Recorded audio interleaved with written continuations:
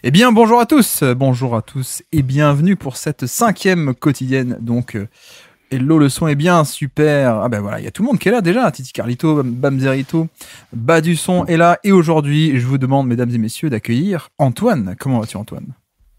Eh bien, écoute, ça va. Ça a été un peu compliqué ces derniers temps niveau santé, tout ça. Rien de grave, mais là, j'espère que j'ai passé la période et que tout va aller mieux. Tu sais que les gens te réclamaient hein, sur les podcasts et sur les streams, du coup, maintenant.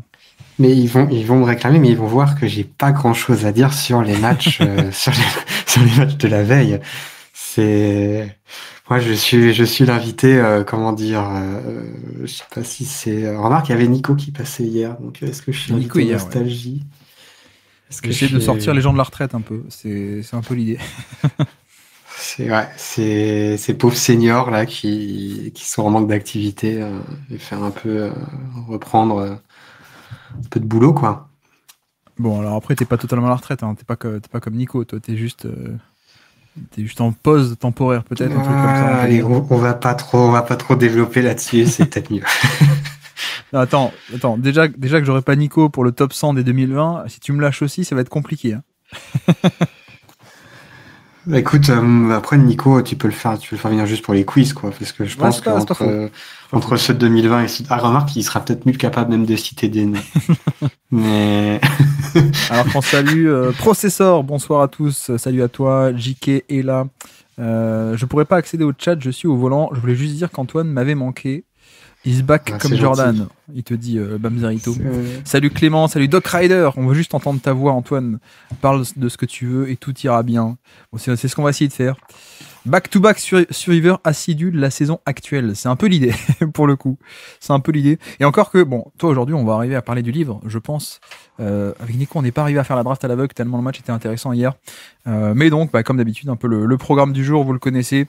On parle un peu actu, on parle un peu des matchs, on se balade sur NBA.com et sur les box scores pour parler un peu de l'actu très fraîche et des matchs du jour. Je voulais revenir un peu plus en détail, moi, sur le Houston Rockets, j'allais dire. Non, Houston Memphis, qui était hyper intéressant. Enfin, qui était assez intéressant pour le coup. Pas mal des équipes assez similaires d'ailleurs, hein, en un sens, on verra ça. Et puis surtout, donc en deuxième partie, nous avons Antoine qui va venir nous parler de Hakim Olajuwon. Non, c'est ça, je dis pas de bêtises.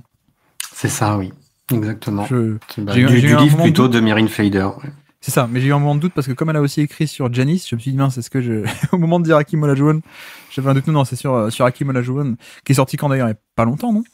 Il est sorti, je dirais, il y a 2-3 mois, ouais. Je dirais qu'il est sorti en novembre. Ouais. D'ailleurs, tu nous as pas fait cette année le top 10 articles et livres de l'année. Non, non, en fait, je me sens pas beaucoup légitime à le faire parce que je suis sûr que j'avais loupé plein de choses. Et après, je me dis quand même, bon, bah, tu peux le faire avec juste ce que tu as lu et ce que tu as vu. Et c'est juste que, comme j'ai pas été chez moi du tout pendant les vacances, et que quand on veut prendre une recherche, alors je sais pas si c'est moi qui suis débile ou pas. Pourtant, je bosse dans l'informatique, mais il y a des fois où je m'étonne quand même. Ou avec Twitter, à faire une recherche avancée où tu dois aller au-delà d'une certaine date limite, c'est pas possible. Donc moi qui me sers des fois de mon fil Twitter comme juste un historique en me disant ah oui ça c'était bien et tout, j'ai pas pu le faire. Donc voilà, Ah c'est oui. les détails techniques de la chose avec un téléphone Android impossible à un moment sur Twitter, il y a une date, un scroll limite et il donne plus rien après quoi. Et d'habitude normalement Oui. avec recherche avancée on peut mettre les dates et tout, mais j'ai pas trouvé l'onglet sur Android. Donc voilà. Sur PC, ça marche encore, mais effectivement, c'est compliqué. Il faut aller dans les. Enfin bref, non, c'est un peu compliqué. T'as pas d'historique Blue Sky encore, pas encore, Antoine. Pas encore, pas encore. Salut Guillaume, je peux pas être là tous les soirs, mais je tenais à te remercier pour tout le contenu que tu produis. Bah, c'est très gentil. Et je vous renvoie directement vers les replays aussi. Hein. Si vous n'êtes pas là le soir, c'est pas très grave. C'est un petit bonus pour ceux qui veulent être là en live et pour échanger. Après, tout est sur YouTube en termes de replay, tout est en podcast aussi. Donc c'est fait aussi pour ça. Ouais, la recherche Twitter, c'est barré en cacahuète. Musk a tout cassé. Ouais, bon, on va peut-être pas ouvrir ce sujet-là. Parce on vise les 1 heure, 1 heure et demie d'émission. En plus que Antoine s'est déjà moqué Tu t'es déjà moqué de. C'est la première semaine de quotidienne, tu te moques des longueurs d'émission déjà, hein. Je me moque de comment vont vivre les gens qui ont un peu un toc et qui décident de tout écouter. Et je vois Mais c'est bien pas parce que fait je pour l'ai que eu tout à le un monde moment, en écoute fait, tout. je l'ai eu à un moment, ce toc il y Ouais, a un ouais. truc et du coup, ça me fait, j'ai une pensée un peu émue pour ces gens-là. Ouais. Bon, on attaque directement pour essayer de rester dans les 1h30 avec Antoine. Alors, pardon, j'ai même pas dit. Antoine de Basket Info, l'écho des parquets, Que des quoi d'autre? trucs qui Basket existent, Evolution. qui ne sont plus dans les archives du net. Exactement, Basket Evolution. Qu'est-ce qui a disparu aussi? T'étais pas sur MySpace peut-être aussi, non? Non, non, non, non. Bref, alors, hop, je bascule sur. Est-ce qu'on est bien? Oui. Dites-nous, qu'est-ce que vous avez regardé aujourd'hui? Parce que bon, hier, je me doutais que tout le monde avait un peu regardé Cleveland OKC. Là, on a quelques matchs relativement intéressants, niveau homogène. Enfin, bref, la soirée était assez homogène en termes de matchs. Qu'est-ce que vous avez regardé? Alors que je lis aussi le chat en même temps. Est-ce qu'un contenu trade ou deadline est prévu? Oui, pourquoi pas. Enfin, en général, dès qu'on a un gros trade, on en parle en podcast. Mais c'est vrai que peut-être on verra. Bon, après, la trade deadline en soi, on verra peut-être si on fait un live ou pas. C'est vrai que nous, d'ailleurs, non, t'étais pas là, toi, Antoine, à l'époque, mais on était les premiers en France à le faire, avec l'écho des parquets. Bien avant, avant Trash Talk et First Team, on tentait avec nos logiciels pourris, on va pas refaire l'historique, mais la fameuse trade deadline où on reste pendant 3 heures, il se passe rien, et puis on coupe. Et puis Evan Turner qui est échangé juste après. Mais ouais, non, je suis pas sûr qu'on fasse la soirée en soi parce que d'autres le font très bien justement pour animer tout ça. Mais peut-être, oui, dès qu'il y a des trades, on en parlera. Hop, je lis aussi. Moi, c'est bon, je me suis débarrassé de ce talk. J'ai raté dès le premier épisode. Ouais, effectivement, de tout écouter. Houston, ouais, alors, on est d'accord, on va en parler de Houston, Memphis. Je voulais voir, mais je me suis réveillé trop tard. Ah, ben justement, petite séance de rattrapage. Live deadline, même si tu dois finir 1 heure après. Ouais, on verra. On n'y est pas. Déjà, on va essayer de tenir une quotidienne 4 jours par semaine. Ça sera pas mal. Ouais, Houston, Memphis obligatoire, ouais. On va en parler un peu en détail. Mais c'est vrai que sur les autres, alors je sais pas si tu sais, Antoine, mais tout le monde, c'est l'hécatombe à Orlando. Et pourtant, ils sont encore Je pas sais. mal. Ils sont pas mal du tout. Bon, là, ils ont perdu contre les Wolves, mais parce qu'actuellement, il n'y a pas Franz Wagner, il n'y a pas Banchero. Je crois qu'il va revenir là. C'est un peu les news du jour. Mais en ce moment, en gros, c'est que Cole Anthony qui est un peu au centre de l'attaque. Voilà. Voilà. Mais ça sent pas, tu sais, de temps en temps l'histoire de l'équipe qui surperforme, mais tu sens bien qu'on va dire que ça va avoir une limite temporelle assez vite, quoi. Bah, je pense qu'il y a une défense d'élite, clairement. Mais après, alors attends, je regarde le win differential, notamment par exemple. Orlando, ils sont où? Ouais, non, tu vois, ils ont pas tant que ça de victoire bonus par rapport à leur net rating. Mais bon, enfin, tu parlais pas forcément de ça en l'occurrence, hein. Mais ouais, c'est bon, bref. Cole Anthony, quoi. Mais alors, Banchero revient, ouais, effectivement, nous dit Raïs, c'est un peu une des news du jour. Mais ouais, c'est un peu compliqué parce que Franz Wagner aussi, c'est pété. Mais l'équipe est intéressante, et défensivement, c'est quand même très très cool. Mais voilà, tu vois, en ce moment, t'as des mecs comme Traveling Queen, comme bon, Jet Howard, c'est drafté un peu tôt, mais t'as Caleb Houston aussi, mais en plus, des mecs que j'aime bien, hein. Mais on est plutôt catégorie All Hipster Sim, quoi, tu vois, on n'est pas. Mais On n'est pas. toi, t'étais pas un gros show sur Bitatse? Ah si, j'adore, ouais, j'adore. Mais d'ailleurs, il est titulaire. Il est titulaire actuellement. Hop, normalement. Ah, alors, vous remarquez, hein, dans le chat, j'ai réussi. On n'est pas sur le même navigateur, donc on n'a pas le son, on n'a pas ces agressions sonores qui viennent nous embêter donc, dès qu'on clique sur une vidéo. Mieux ou moins bien avec le retour de Banchero, bah ça on verra, hein. Mais tu sais il y a un peu la blague sur Banchero par rapport à ses on-off. Je sais pas si t'as vu ça passer depuis l'an dernier, tout ça, enfin depuis le début de sa carrière, quoi. C'est un peu comme DeRozan. C'est un peu le DeRozan des temps modernes de ce point de vue-là. J'ai vu un tweet passer là tout à l'heure de quand il s'est blessé, il était 4ème et là il revient et ils sont 4ème. C'était bon. Je pense quand même qu'il va faire du bien, hein, pour le coup. Mais ouais, on est quand même sur une grosse défense et pour l'instant ça survit comme ça. Pas plus à dire. En plus, on a beaucoup de parlé des Wolves, hein, pour l'instant. DiVincenzo toujours titulaire, hein, pour le coup. Mike Conley a été relégué sur le banc. Ça se confirme un peu ce côté. Comment dire, Mario Chalmers avec DiVincenzo, le 3&D entre guillemets poste 1. Je sais que t'es moins fan de Mario Chalmers que moi, pour le coup. Ça donne toutes les clés à Anthony Edwards, du coup, là. C'est un peu l'idée. Enfin, c'est un peu l'idée, mais sauf que le problème, c'est que comme il peut pas tout faire aussi, bah, du coup, on donne aussi beaucoup de ballons à Julius Randle. Voilà, c'est aussi une des raisons pour lesquelles ça va un peu moins bien cette année, quoi, pour le coup. Il faut bien qu'un mec crée quelque chose, quoi. Josh Minot, Josh Minot a fait une grosse sortie contre c'était qui? C'était Boston ou OKC, je sais plus. Mais finalement, il donne pas grand chose. Est-ce que des gens ont vu le Golden State Détroit? Je voulais jeter un œil, j'ai pas pu. Détroit est assez intéressant depuis quelques temps. Je crois ils sont pas mal. Hop, je suis sur le bon écran, ouais, c'est bon. Alors attends, j'essaie de lire aussi en même temps. Il n'y avait pas les Clippers sans Blake Griffin aussi qui gagnaient tout. Ah oui, la fameuse saison, c'est quoi? C'est 18, non? Juste après l'échange de Chris Paul et de Blake Griffin. Je sais pas, tu sais, de temps en temps, t'as ces genres de wing theory qui passent, et des fois c'est justifié, et des fois c'est pas justifié, et on se rend compte, ok, ça tient 10, 15 matchs, mais 30, 40 matchs après, c'est la catastrophe. La wing theory, pour ceux qui savent pas, c'était... je sais pas si ça vient de Bill Simmons à l'origine, je sais plus d'où ça vient, Je mais crois que qui si, disait ouais. que grosso modo, les Knicks, ils étaient meilleurs à un moment sans Patrick Ewing. Plutôt pas la première partie de carrière d'Ewing, hein, plutôt la fin, voire toute fin de la Bah, c'était les carrière. finales, non? Finale 99, je crois que c'est ça, non? Bah, je sais pas si ça date que de 99 ou si c'était un petit peu avant. Ouais. Et du coup, il y avait toujours ce côté, bah, oh zut, ils perdent leur star, l'équipe s'effondre. Et si l'équipe s'effondre, c'est que la star était vraiment importante. Si elle s'effondre pas, bon, est-ce que la star était si forte que ça? Une sorte de, un peu, on gère les on-off, les with or without you, un peu avant l'heure, quoi. Et bon, ben, c'est un peu comme tout, échantillon statistique limité. Il y a des fois, ça colle et des fois, ça colle pas. Ouais. Tu prêtes quand même beaucoup de mérite et de réflexion à Bill Simmons. C'était plutôt en mode, ouais, il y a des stars qui font pas gagner, quoi. Franchement, c'est quand même plutôt ça, plus que. C'est genre, je l'aime pas, il est tout. nul, et en plus, quand il est pas sur le terrain, l'équipe est meilleure. Oui, oui. Mais en plus, la Ewing Theory, pour le coup, enfin, en tout cas, il y a un vrai phénomène qui se passe. C'est juste pas exactement ce que disent les fans et ce que disent Bill Simmons. C'est pas telle star est nulle, telle star est bonne. Enfin bref, on va peut-être pas développer ici. Mais ouais, non, j'ai pas pu voir ce Golden State Détroit. Est-ce qu'il y en a qui l'ont vu? Qu'est-ce que vous pouvez nous raconter? Bon, Kate Cunningham, encore une fois, qui est pas mal. Malik Beasley, d'ailleurs, qui se relance un peu côté Détroit. Il a vécu une saison pas top à Milwaukee l'an dernier. Ron Holland, d'après ce que j'avais vu il y a pas longtemps, c'était surtout défensivement qui m'avait plu contre Portland. On en a parlé, je crois, il y a 2-3 jours. Mais offensivement, je connais pas trop encore, hein, pour le coup. Je crois que Hugues était venu nous en parler.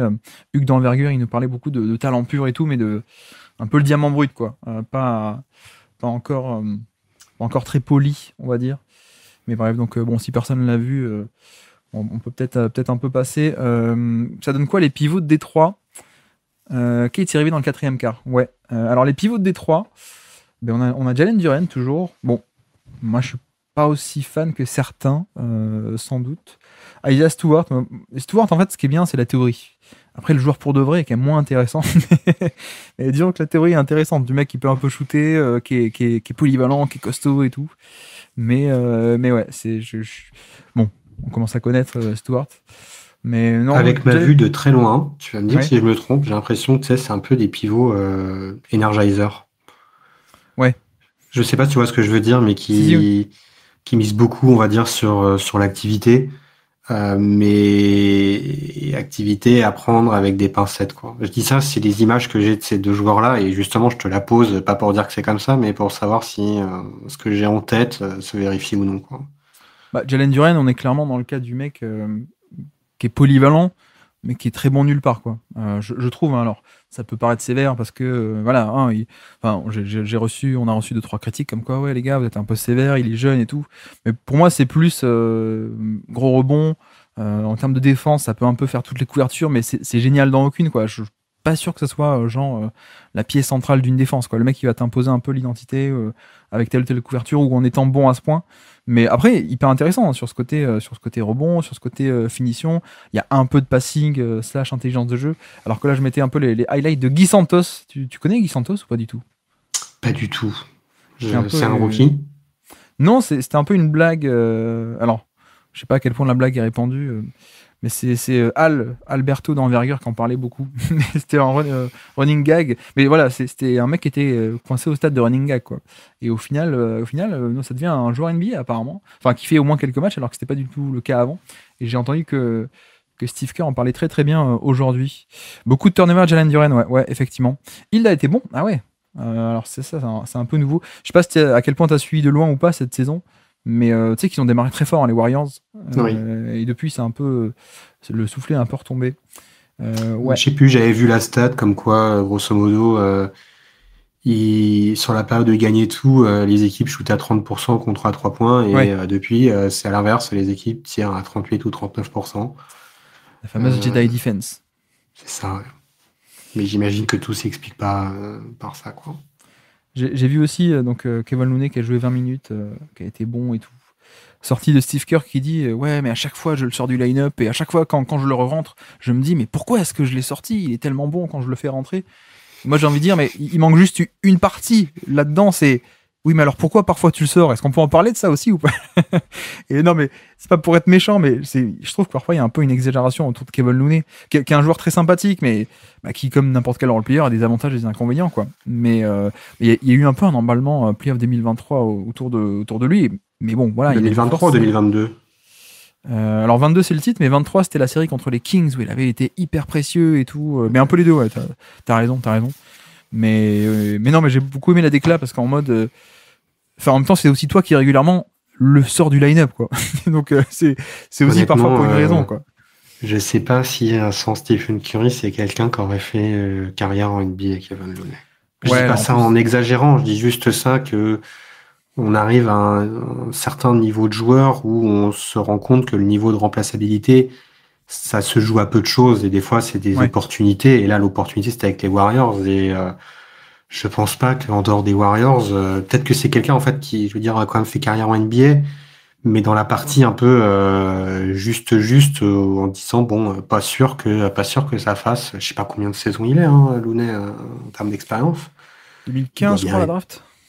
Donc ouais. Il est de 2015. Donc, j'ai l'impression qu'il était plus vieux que ça, moi. Mais voilà, c'est sans faire injure aux joueurs parce qu'il a réussi à trouver le système. Bah, il a eu la chance de tomber dans le bon système où ça mettait en valeur ses qualités, mais faut pas oublier qu'on est quand même sur un joueur, même à sa meilleure partie de carrière, certes à des moments très importants, mais bon, un peu juste pour moi au vu du niveau, on va dire, des pivots actuellement, quoi. Ouais, puis blessure à la hanche assez grave, hein, tu sais, où il a perdu toute sa mobilité. Donc il y a un côté en fait, c'est pour ça que ça me fait marrer quand il y a des rumeurs, les Warriors sont intéressés par Valanciunas. J'ai envie de dire, mais en fait, vous l'avez à la maison, quoi, Valanciunas, quoi. Si tu veux juste un mec un peu lourd, un peu pâteau, qui va avoir un gros impact sur les rebonds offensifs ou défensifs sur certains match-ups, mais qui défensivement peut pas faire grand-chose en termes de mobilité et qui t'apporte pas de spacing. Bon, ben, n'échange pas pour Valanciunas, quoi. T'as déjà Kevin Looney à la maison, quoi. Donc, il y a un peu ce truc-là. Après, il est un peu mieux cette saison physiquement. Pour le coup, c'est la première fois que je le vois comme ça depuis 3-4 ans. Il a l'air un peu plus fin, un peu plus mobile. Et question de Raïs qui nous dit, est-ce qu'il y a d'autres raisons que la faiblesse des joueurs pour expliquer les difficultés des Warriors? Je pense que le talent pur de l'effectif est pas fou, mais il y a un problème de spacing pour moi. Et d'ailleurs, voilà, c'est encore une fois, la déclat de Steve Kerr qui parle de le rentrer et de sortir du line-up, bah, il le fait parce que pour certaines obligations parfois défensives ou de rebond, de taille sur des match-ups contre Jokic ou des trucs comme ça, parfois il enlève aussi parce que bah, ouais, en même temps c'est pas viable, quoi. Et là, les Warriors, alors je vais essayer d'en trouver le box score, mais tu vois, t'as du Draymond Green, t'as du Jackson Davis, alors qui est bien en termes de catch and finish, verticalité et tout, mais bon, c'est encore un non-shooter. Bon, Dennis Schroeder est titulaire. Ça passe, mais c'est pas la folie non plus. Donc t'as du Kevin Looney aussi, t'as du Kyle Anderson qui sort du banc et qui a aussi pas mal de minutes. Il y a des fois, c'est un peu compliqué le spacing, quoi. Et au point même où on en a parlé il y a 2 jours, au point où tu vois, Antoine, les équipes font parfois des zones contre les Warriors. Juste, on fait une zone et comme ça, Curry, ton mouvement off-ball, bah tu peux rien faire, quoi. Grosso modo, j'exagère un peu. Mais à C'est côté, ce qu'on avait vu, c'est ce que les Raptors avaient déjà fait ça en 2019. Ça, ouais. Exact. C'est les box and one, tout ce qu'on appelle les junk defense, où à un moment, l'idée c'est de dire, en fait, t'as zéro spacing, t'as vraiment une grosse menace au spacing, on fait une boîte dessus. Et un peu, après, aux autres d'être capables de faire la différence, quoi. Tu vois, 21e attaque cette saison. Ils étaient top 10 depuis 2 ans, ouais. Je voulais regarder justement si c'était plutôt la fin d'une défense ou la fin d'une attaque, mais ça semble clairement être la fin d'une attaque, quoi. Ouais, parce que la défense, c'est pas mal, hein, pour le coup. Je pense, tu vois, c'est la première saison où, si on éclipse celle de 2020, où, en termes juste d'efficacité offensive, ils sont dans le dernier tiers, quoi. Alors qu'avant, ils ont toujours été dans la première moitié, quoi. Bah, il y avait les. Alors, bon, 2022, la saison régulière apparemment est poussive. Mais moi, elle me fait penser plutôt à 2021. L'année où ils font play-in contre les Lakers, ça Mhm. fait, où ils perdent. Il y avait un peu ce même truc aussi, quoi, pour le coup. Et bon, Parce qu'après ouais, ça, je vois, ils sont 17e en l'année du titre, ils sont 17e attaque, quoi. c'est ça, ouais, c'est ça. Bon, après, c'était aussi deuxième, enfin, une défense d'élite, hein, pour le coup. Ouais, non, mais c'est pour ça, en fait, pour moi, les Warriors, sur la deuxième partie, c'était une défense d'élite associée à une attaque qui a clairement ses faiblesses, mais était suffisamment, on va dire, avait suffisamment différentes façons d'attaquer et surtout une façon d'attaquer qui marche bien en playoff, Ouais. qui fait que ça pouvait passer. Mais voilà, moi, je pense aussi qu'en 2022, ils étaient beaucoup plus justes. Ils étaient quand même assez justes. C'est un très beau parcours, mais Memphis, ils ont la chance que, ouais, contre Ja Morant et tout, Ja Morant que se ça blesse à finisse 2-1 avec, pour Memphis, hein, ça donc, finisse à se blessure parce que franchement, je ouais. les ai jamais vus autant en difficulté. Et ils passent contre Boston avec un Curry qui est phénoménal, qui atomise leur Ouais. défense en drop, où je me rappelle, il disait, ouais, non, mais c'est le bon calcul et tout, sauf que, là, sur ce coup-là, il met tout en drop et même pour Curry, c'était de la surefficacité, Bah, quoi. c'était le bon calcul. C'est juste que t'es tombé sur un des scénarios où bah, ça marche pas parce qu'il est en feu, quoi. Mais bon, bref, on peut refaire les finales 2022. Voilà, ouais. Mais en effet, il y a un peu ce truc, tu vois, en termes de net rating, donc différentiel attaque-défense, ils sont à plus 0,2, enfin, ils sont à 0, quoi. Et c'est la première fois depuis 2021. Depuis 2021. Et c'est vrai qu'on est vraiment sur une équipe assez banale. Ce qui est un peu dommage, c'est l'aspect de, je sais pas si t'avais suivi, mais cet été, ils ont un peu refusé d'échanger des jeunes qui avaient fait une bonne fin de saison dernière, Kuminga, Podziemski et tout. Ils étaient un peu réticents à les échanger. Bon, Ça aurait été contre qui? Paul George était un peu dans les rumeurs, mais à quel point est-ce que les Clippers auraient vraiment accepté ou pas.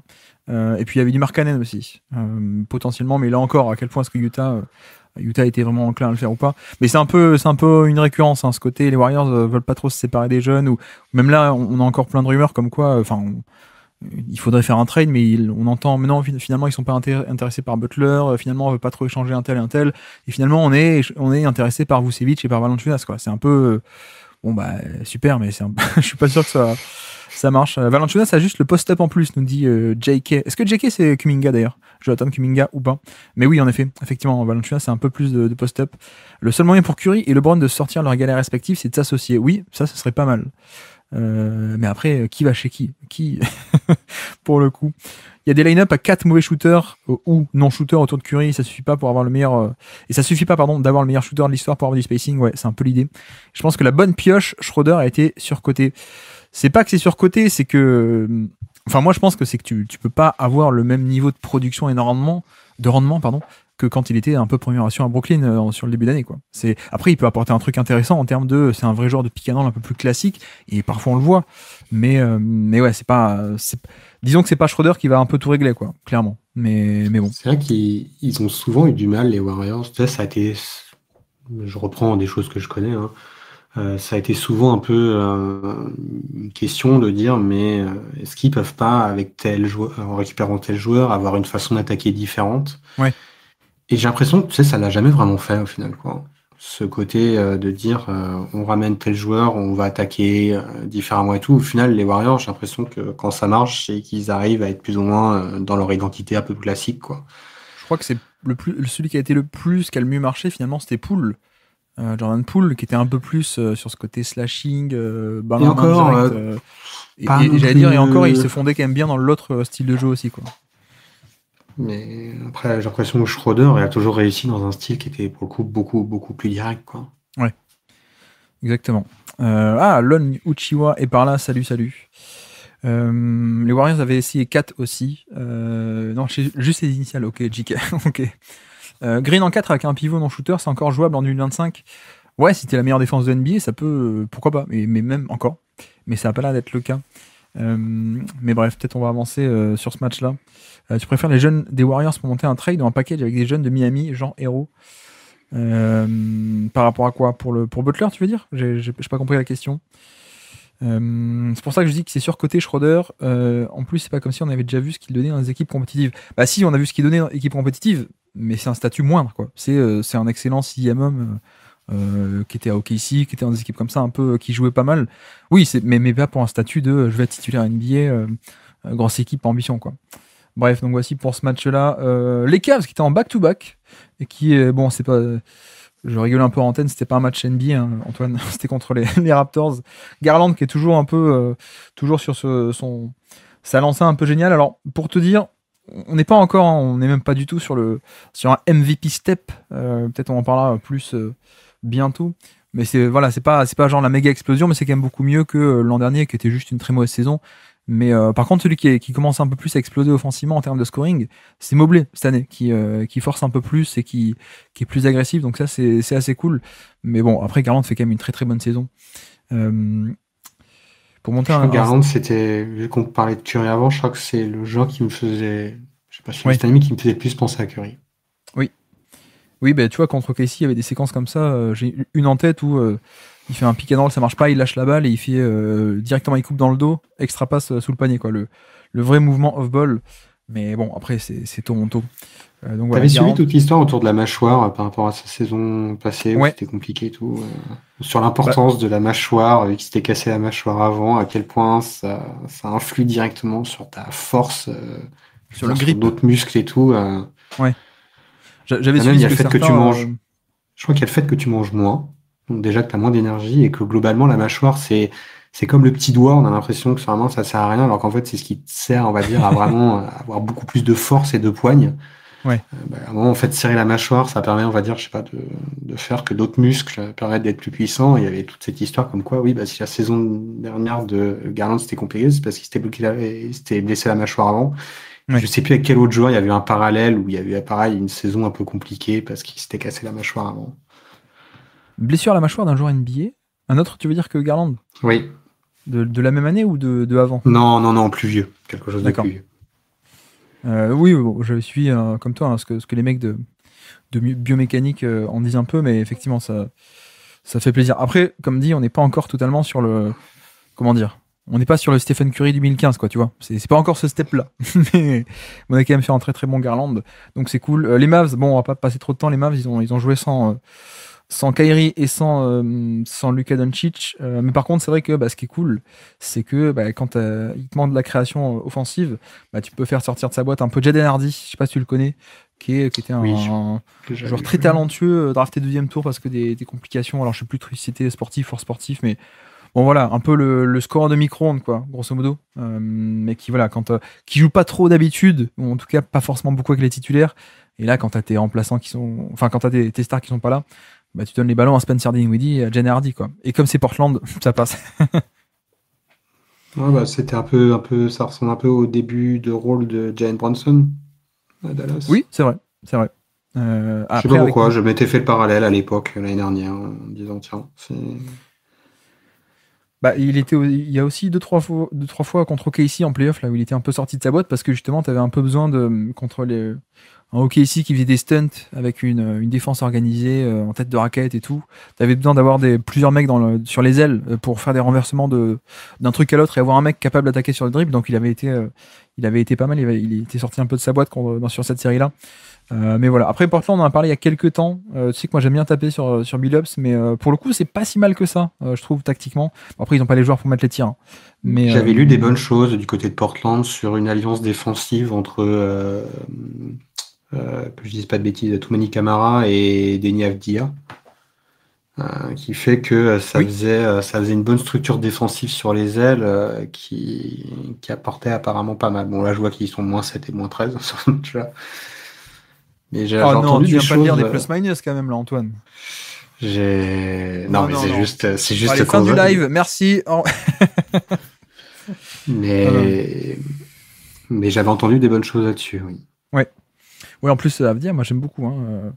Il y a un côté, parce que tu vois, autant Toumani Camara, c'est de la bonne défense, mais en attaque, c'est compliqué.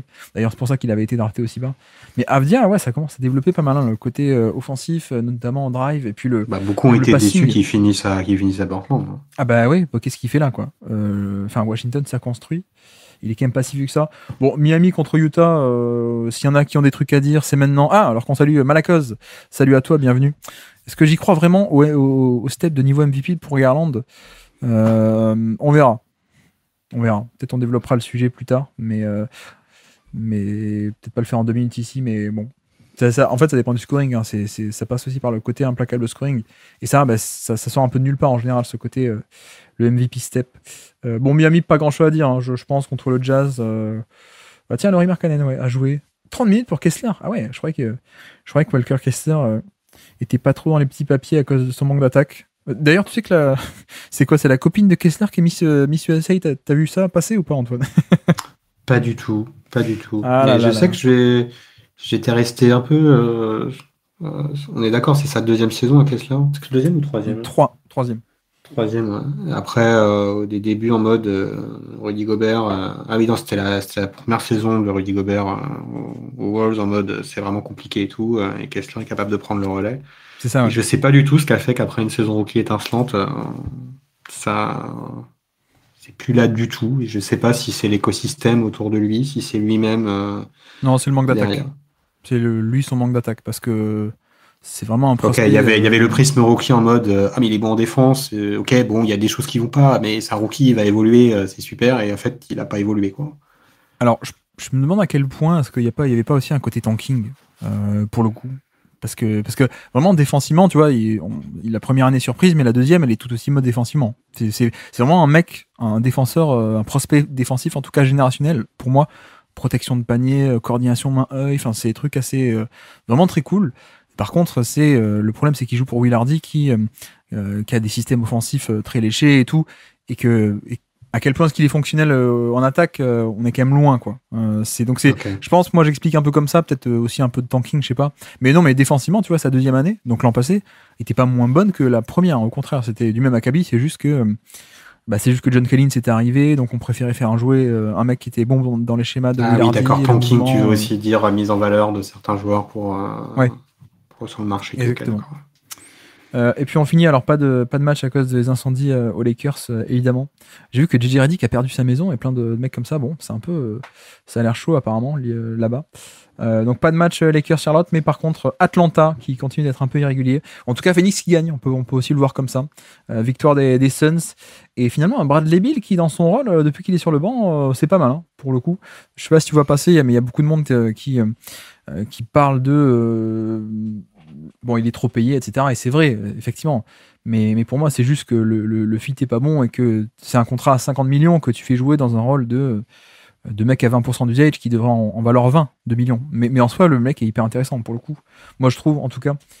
Et c'est pour ça que j'aimerais bien avoir un trade. Mais bon, en tout cas, il est replacé en sortie de banc. Je le trouve très bon, encore une fois, comme l'an dernier.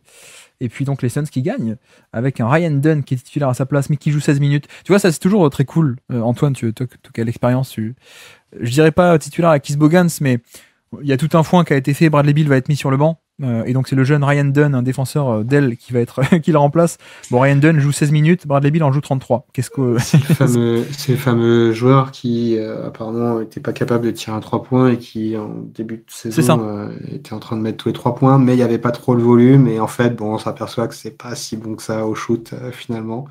Il y avait un très bon papier de James Herbert euh, Oui. sur lui, pas sur le côté basket mais sur le côté humain et tout que notamment sur ses dernières saisons NCAA, façon de se préparer et tout, que j'avais bien aimé. Effectivement, on est sur la saison désormais au bout de 30 matchs, 35 sur 14, 31% à 3 points. Mais bon, après, c'est un mec hyper intéressant, défensivement et tout. Non, mais voilà, il y a un peu ce côté, comment dire, médiatique, je sais pas, mais. Non, mais Bradley Beal, tu vas sortir du banc. Bon, au final, il joue autant que quand il était avec les titulaires. Oui, mais c'est l'histoire de la carrière de Ginobili. C'est un peu ça. C'est un peu ça. Alors qu'on salue Dame Zhao, qui vient d'arriver, qui est dévasté. Tu vois, il est dévasté. Il a loupé une demi-heure de Antoine. Donc, il va falloir qu'on se rattrape. Ouais, j'ai pas dit grand chose d'intéressant pour l'instant. Ça a l'air chaud. Oui, pardon, Doc Rider, j'ai fait un jeu de mots. Enfin, j'ai pas fait J'avais exprès. noté, j'ai pas osé. Ouais, je fais un jeu de mots sans faire exprès. Torride pas... même, oui. Les Hawks sans JJ et ça devient naze. JJ Redick ou non, Jalen Johnson, tu veux dire, évidemment. Ouais, donc il était pas là. Non, mais les Hawks, j'ai arrêté d'essayer de deviner. Alors vite, L'éternelle équipe à 50%, c'est ça? je crois qu'ils doivent être à 50%. Ouais. Alors, je me mets un peu les assists de Vit Krejci, que j'aime bien, moi, dans un rôle connecteur. Tu le connais ou pas, Vit Krejci, de l'Europe, ou pas du tout? Qui était, Pas du tout. Ouais. Genre, je sais plus, j'ai vu, il y a pas longtemps, j'avais vu des bouts de match et genre, j'ai vu le nom et j'ai fait, mais ça ne me dit rien. Je sais pas s'il est rookie, s'il est pas rookie, si c'est quelqu'un qui a un passif en Euroleague ou pas. Je sais pas. J'en sais Non, rien. il avait été drafté très tôt par OKC, un peu dans le mode OKC qui veut des mecs capables de jouer en sortie de dribble, de passer en mouvement, de dribbler, etc. Donc leur philosophie. Bon, finalement, ça n'a pas trop collé, mais drafté assez jeune et récupéré par les Hawks, et ça fait 2 ans là, qu'il fait des trucs très bien. C'est un peu le profil.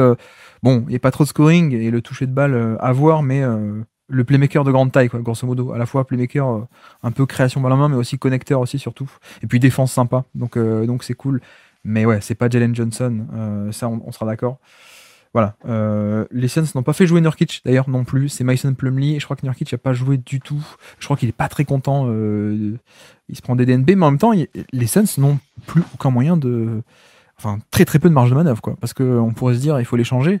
Ouais, mais qui va prendre le contrat de Nurkic sans aucun asset pour faire passer la pilule? Parce qu'ils n'ont quasiment plus de tour de draft, en fait, futur les Suns. Et ils n'ont pas le droit de. Si je dis pas de bêtises en plus, second apprend, ils n'ont pas le droit de mettre aussi un jeune dans le package, hein, si tu me confirmes. Et tu vois, j'étais même en train de dire, est-ce qu'ils peuvent même échanger leur pick? Je... Au moins les Ah, deuxièmes. au moins les deuxièmes, oui, peut-être. Oui. Tu vois, j'ai un doute, j'avais un doute sur les règles du second à prendre, mais oui, par contre, ce qui est sûr, c'est que ils peuvent pas récupérer plus que ce qu'ils enverront et ils seront obligés de l'envoyer tout seuls. Ouais. Donc, ils peuvent pas associer à eux de leur côté un autre salaire à Nurkic pour pouvoir faire un transfert. Ça, au-dessus du second à prendre, c'est pas possible. Effectivement, donc on a fait un peu tous les matchs du jour vite fait. On passe au le match que je voulais un peu décrypter, en tout cas dont je voulais parler un peu plus en détail. Le Houston pardon, j'ai perdu Memphis. contre Memphis. Non, enfin j'ai perdu la page pardon du Twitch, c'est ça que je cherchais. Je crois qu'il y en a qui l'ont vu, hein, on en a parlé un peu tout à l'heure. Ouais, donc match hyper intéressant. Je fais un peu le topo, tu m'interromps hein, dès que tu veux intervenir, mais comme tu l'as pas vu, je ne te lance pas, mais tu n'hésites pas à m'arrêter. Mais non, mais hyper intéressant parce qu'on a un peu les deux mêmes profils d'équipe en un sens, entre deux équipes qui n'ont pas trop des déficiences parfois de spacing pour le coup. En plus, deux équipes qui sont très adeptes du jeu de possession, donc le côté on va chercher beaucoup de rebonds offensifs notamment.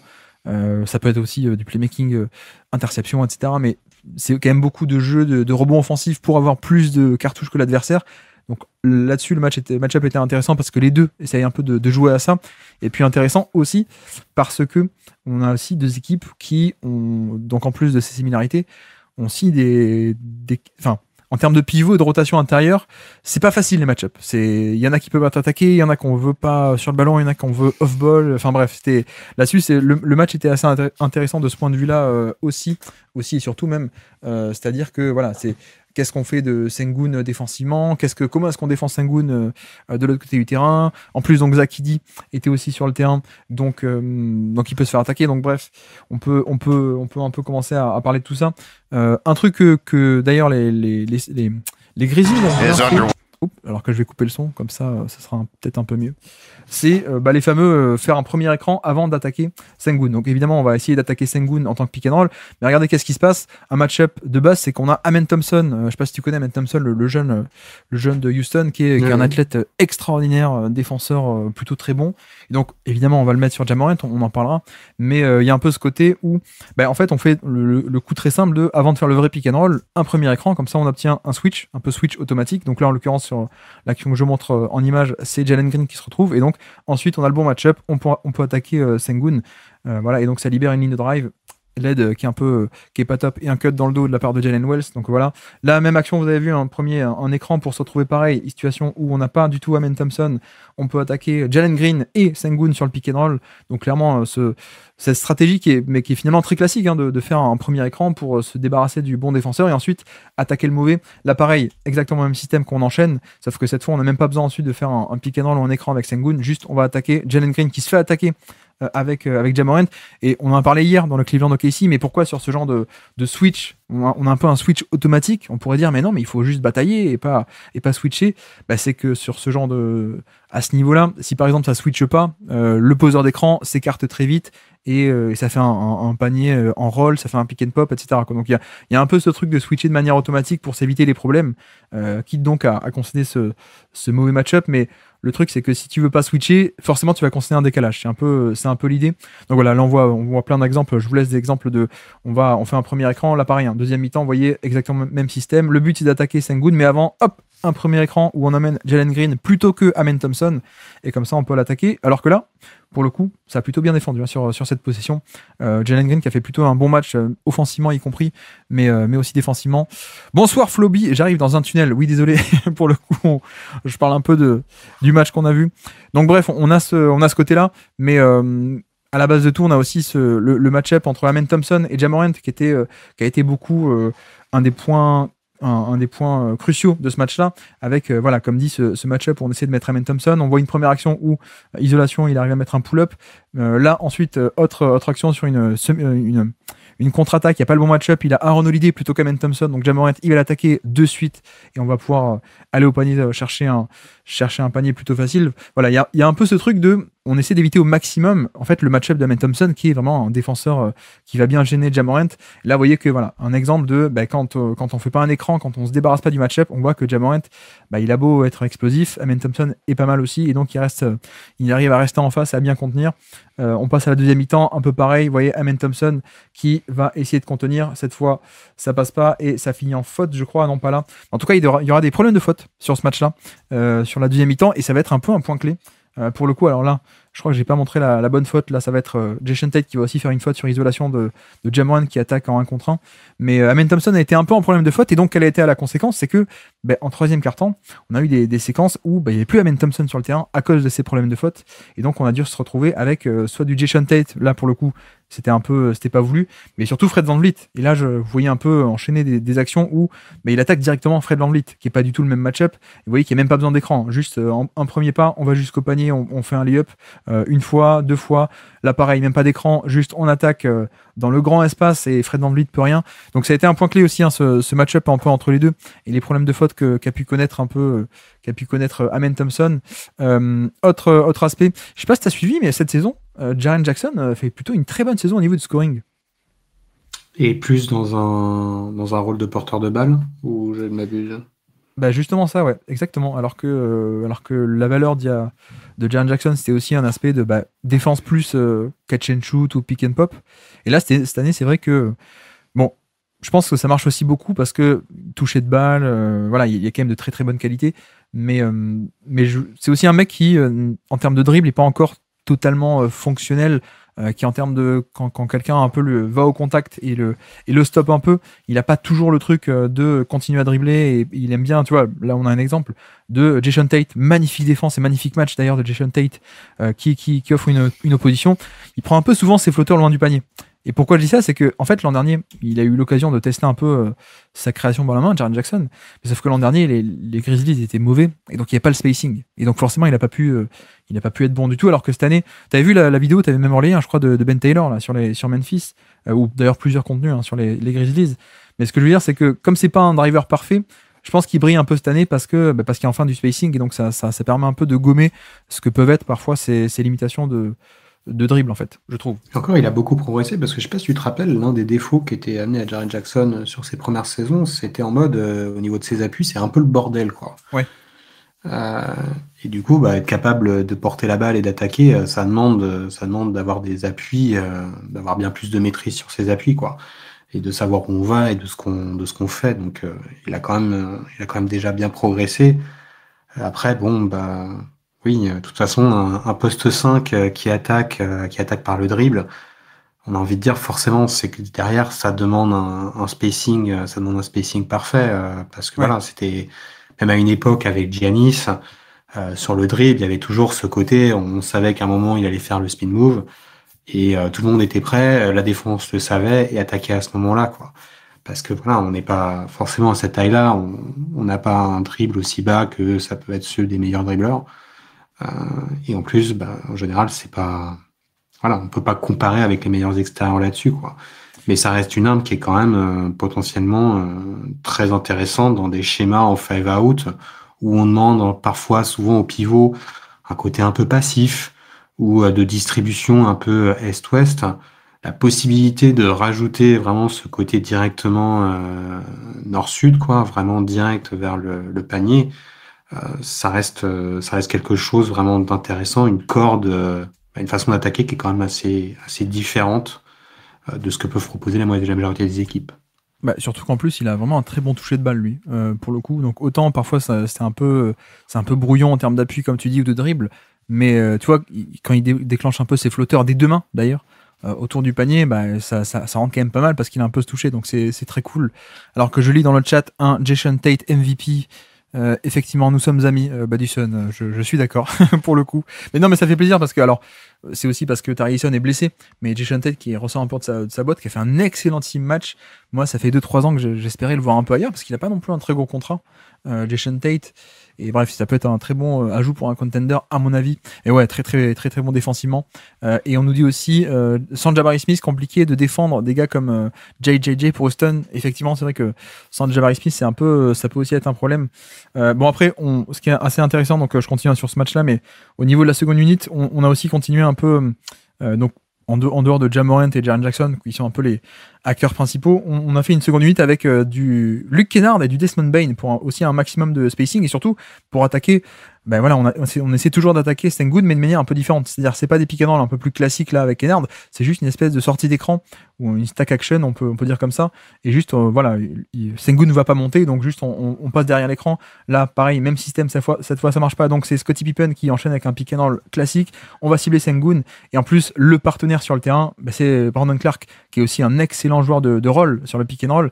Et là, on voit que voilà, Sengun reste très bas en position de drop, sauf que Jaren Jackson, ça, c'est un peu son jardin. La short mi-distance, là, le côté, je m'arrête à deux appuis, le petit flotteur, il le fait depuis Gonzaga, ouais.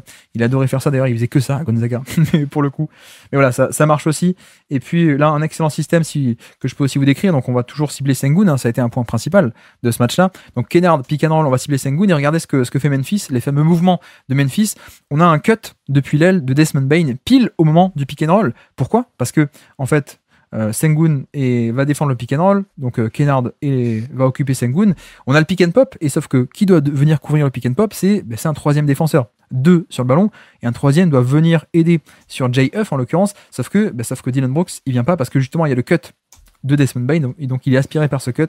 Donc excellent petit système ici, juste pour cibler Sengun, hein, ça a été une partie principale de ce match-là, de cibler Sengun, alors que là, une action défensive, bon c'est pas grave, on peut la sauter. Cut the stunt. On voit pas mal passer dans le basket européen, cette consigne voilà, si les équipes qui jouent un peu la gap defense, beaucoup de stunts, vous voyez votre joueur qui va commencer à vous couper. Vous le forcez à un moment à prendre une décision entre la balle et vous. Cut de stun qui est un peu la même idée que quand t'as un mec qui aide ligne de fond, t'es pas obligé de rester dans le corner, tu peux aussi couper dans le dos pour proposer une option dans son dos, quoi. C'est un peu l'idée de couper dans le dos de l'aide, grosso modo. Là pareil, un deuxième mi-temps, on voit que Desmond Bane a aussi attaqué du Sengun, notamment avec son pull-up à 3 points. Mais c'est vrai que voilà, on a un peu ce truc de finalement quel est le moyen d'attaquer le plus sûr. On sait que les Grizzlies, c'est pas forcément une équipe qui fait beaucoup d'écrans, hein, ça justement. Je peux vous renvoyer vers le contenu qu'a fait Ben Taylor ou d'autres gens qui décrivent un peu l'attaque à mouvement et à cut de Memphis, sauf que là, quand t'as un mauvais défenseur, tu le cibles. Et donc là, ça a été le cas avec Sengun. On voit un pick and roll ici, Ja Morant avec Clark qui vont cibler Sengun encore une fois. Là encore, qu'est-ce que c'est ? Vous voyez que c'est un système avec Kennard qui va cibler pick and roll pick and roll sur Sengun, sauf que là encore, le fameux stunt, donc l'aide dont tu parlais, de Dillon Brooks, qui est le troisième défenseur qui n'est pas impliqué sur le pick and roll, qui veut aider, et donc Jaren Jackson, hop, libéré qui punit un peu le stunt, qui est ouvert à 3 points. Bref, donc il y a un peu ce côté où on va cibler le plus possible Sengun. Donc qu'est-ce qui se passe ? Ajustement de Houston, vous voyez qui ont arrêté de mettre Sengun sur Jaren Jackson parce que au bout d'un moment, il y en avait marre. Donc ils ont mis carrément Sengun sur Jake LaRavia, qui est plutôt un ailier. Et donc ça va amener d'autres choses évidemment parce que Jason Tate est sur le pick and roll à la place de Sengun, ça peut switcher, mais donc si on fait un switch, ça concède un match-up et donc à la place d'un pick and roll, c'est juste Jaren Jackson qui va attaquer le mismatch, le switch de Van Vliet et trouver une solution. Donc voilà. Tout ça part aussi du fait que pour le coup, Sengun n'est pas attaqué en l'occurrence sur cette position, mais c'est un peu lui qui se fait cibler et on est obligé de jouer avec les match-ups pour le cibler. Là, pareil, Desmond Bane qui a fait une excellente deuxième mi-temps, notamment sur drive, alors que c'est pas trop son truc. Là, vous le voyez un peu dérouler toutes les actions. Mais Sengun, Houston qui faisait défendre Sengun plutôt en drop, plutôt bas, et en fait, plutôt que s'arrêter pour le pull-up à 3 points, comme parfois il peut le faire, c'est plutôt un shooter, mais il a insisté, il a beaucoup insisté, et on voit 3-4 drives là de notre ami Desmond Bane qui va attaquer, qui va jusqu'au panier prendre des layups, là encore, un cinquième, voilà, Desmond Bane qui attaque Sengun, qui va au panier, cette fois drive and kick, et ça c'est vrai que c'est un peu dommage, on voit à l'écran Kennard qui manque le 3 points sur le drive and kick. Pour le coup, je pense que Memphis aurait largement pu gagner ce match, mais sur les 3-4 dernières minutes du match, il y a beaucoup de tirs ouverts comme ça qui ont un peu manqué. Donc voilà, au final, c'est Houston qui a réussi à l'emporter. Mais je trouve qu'il y avait quand même de très très très très bons tirs qui avaient été générés en fin de match, mais qui n'ont pas été rentrés. En même temps, vous me direz, c'est aussi le but du basket. Et de l'autre côté, pareil, hein, comme on dit, j'essaie de lire le chat. Non, c'est bon, il n'y a pas de nouveaux messages, si je dis pas de bêtises. De l'autre côté, pareil, on a parlé de Sengun, mais on a aussi Zakidi, qui est aussi quelqu'un qui, donc le pivot titulaire des Grizzlies, qui va se faire cibler. Donc là, on voit directement, dès la première action du match, on a Houston qui va attaquer Zakidi. Bon, ça marche pas de suite, mais ils vont un peu répéter l'action. Là, on peut le cibler aussi, pas que sur pick and roll, mais aussi isolation. Et donc là, c'est intéressant, on le voit pas tant que ça. C'est un pick and roll inversé, c'est-à-dire que c'est Sengun qui a la balle, et c'est le petit qui vient poser l'écran, et effectivement, en fait, il refuse l'écran, il attaque directement dans l'espace un Zakidi, donc on peut punir un peu Zakidi qui est quand même un peu plus lent, un peu moins mobile, et on va insister comme ça à côté Houston sur cette première mi-temps. De nouveau, un pick and roll inversé, cette fois donc ça switch, et sauf que ça donne un mismatch, et Sengun peut aller le punir. Encore une fois, une action, vous le voyez, où ça va attaquer notre ami Zakidi, et sauf que voilà, là on le voit bien, le côté là c'est pas que de stunt, là c'est Jaren Jackson qui vient aider ici au panier. Et donc Amen Thompson, plutôt que rester à 3 points, il coupe aussi dans le dos de l'aide et vient offrir une solution de passe. Et ça aussi, pardon, c'est vrai que je ne l'ai pas précisé, mais on a mis pourquoi est-ce que Zakidi se fait cibler par Sengun, parce que justement Zakidi est sur Sengun. Et pourquoi est-ce qu'on fait ça en début de match? Parce que Memphis voulait placer Jaren Jackson off-ball en fait. Il voulait le placer sur un non-shooter, donc Amen Thompson. Comme ça, il avait un peu la liberté d'aider au panier, plutôt que la solution de non, mais t'es le meilleur défenseur, Jaren Jackson, on va te placer sur Sengun. Donc Memphis a voulu un peu commencer avec cette question du low man, du libéraux, du safety défensif avec Jaren Jackson off-ball plutôt qu'on-ball, mais ça a eu pour conséquence que Zakidi, il est sur Sengun, donc il se fait cibler. C'est un peu l'idée. Là, pareil, deuxième mi-temps, on attaque directement avec on va cibler Zakidi, et sauf que pour le coup, deuxième mi-temps, il a plutôt bien tenu. On voit une première action où il contre Jalen Green au panier, une deuxième où vous voyez qu'il empêche la pénétration. Et en fait, on force un tir, un flotteur plutôt qu'un tir au panier, donc c'est pas mal. Là encore, on continue d'insister, mais franchement, Zakidi a été plutôt pas mal sur cette deuxième mi-temps pour défendre ce pick and roll. Il a été ciblé, mais ça a plutôt bien tenu. Là, on voit une petite zoom action, là encore pour cibler Zakidi avec le pull-up de Van Vliet. Et puis voilà, vous voyez qu'il y a quand même pas mal d'actions où en fait il est en position quoi. Je sais pas est-ce que tu as eu des vents toi de Zakidi, un peu un joueur très très polarisant en mode est-ce qu'il faut le drafter tôt ou pas vu que il va pas être viable en NBA. Finalement, ce qu'on voit, c'est que il est quand même relativement mobile, j'ai envie de dire juste assez quoi. J'aurais partagé mes 10 meilleurs contenus de l'année, j'en aurais partagé un sur Zakidi, ouais, où il y avait quelqu'un qui revenait, je sais plus sur combien de points, genre une dizaine de points. Grosso modo en mode 10 mythes sur Zakidi, je m'attaque aux 10 pour vous montrer en fait que non, c'est pas le cliché du joueur qu'on pense être quoi. Ouais. Et il y avait notamment déjà la production statistique, mais aussi ce côté drop défensivement, est-ce que ça peut tenir en termes de mobilité? Mais en fait il est quand même mobile, et la personne disait je suis pas en train de dire que ça va devenir un All-Star NBA, mais grosso modo il a tout à fait sa place dans la ligue quoi. Ouais, et il y avait déjà ce côté justement joueur plus mobile que ses mensurations ne le laissent penser. Ouais. Parce que alors du coup j'ai pas pensé à aller checker les stats, mais tu vois sur toutes ces actions, on a un Houston qui va pas tant que ça au panier. Alors voilà, effectivement sur le match ils y sont allés beaucoup, mais sur les séquences en question donc que j'ai montré, pas tant que ça. Il arrive à forcer des flotteurs et autres tirs. Et puis autre aspect, oui. Un autre élément clé, ça a été le grand match de Sengun. D'ailleurs, je vais aller vérifier directement combien de points il a mis, ou alors dans le chat, vous me dites Mais je crois que... Alors, j'ai plus le total sous les yeux. Ouais, 32 points. Donc, 32 points pour Sengun. Et ce qui fait plaisir, c'est qu'en fait, c'était un match où il a réussi, finalement. Alors, pardon, on nous dit dans le chat, il a pas maigri pendant l'été aussi. Zaki dit, ouais, en effet, il a l'air plus fit et plus mobile que quand NC, mais encore. Bon, voilà, bref. Et donc oui, pardon, je me perds. Un point clé, c'était le grand match de Sengun, et notamment pour punir un peu les 1 contre 1. Ce qui est un peu ce que je lui reproche depuis quelques temps, et ce qui pour moi, c'est un peu ce qui lui manque pour faire le step All-Star, All-NBA, c'est ce côté en fait de scoring, hein, où il a jamais été très très bon. Il y a du potentiel, il est encore très jeune, il a 21 ans je crois, si je dis pas de bêtises. Mais là, on a clairement vu sur ce match un aspect où, ben ouais, donc notamment Jay Huff, il est capable de le punir. Alors on voit une première action où isolation contre Jay Huff, il peut aller jusqu'au panier en contre 1, il va punir. Une autre action où du coup, ben pareil, même action, isolation face à Jay Huff. Donc qu'est-ce qui se passe? Il y a une prise à 2 qui va arriver pour le protéger, et donc qu'est-ce qu'il fait? Il va faire un kick-out pass, pardon, j'arrive plus à parler. Ça donne un 3 points. Bref, on a pas mal de situations comme ça où en fait juste on a un Sengun qui arrive à scorer, qui arrive à marquer sur ses 1 contre 1, à être un vrai créateur.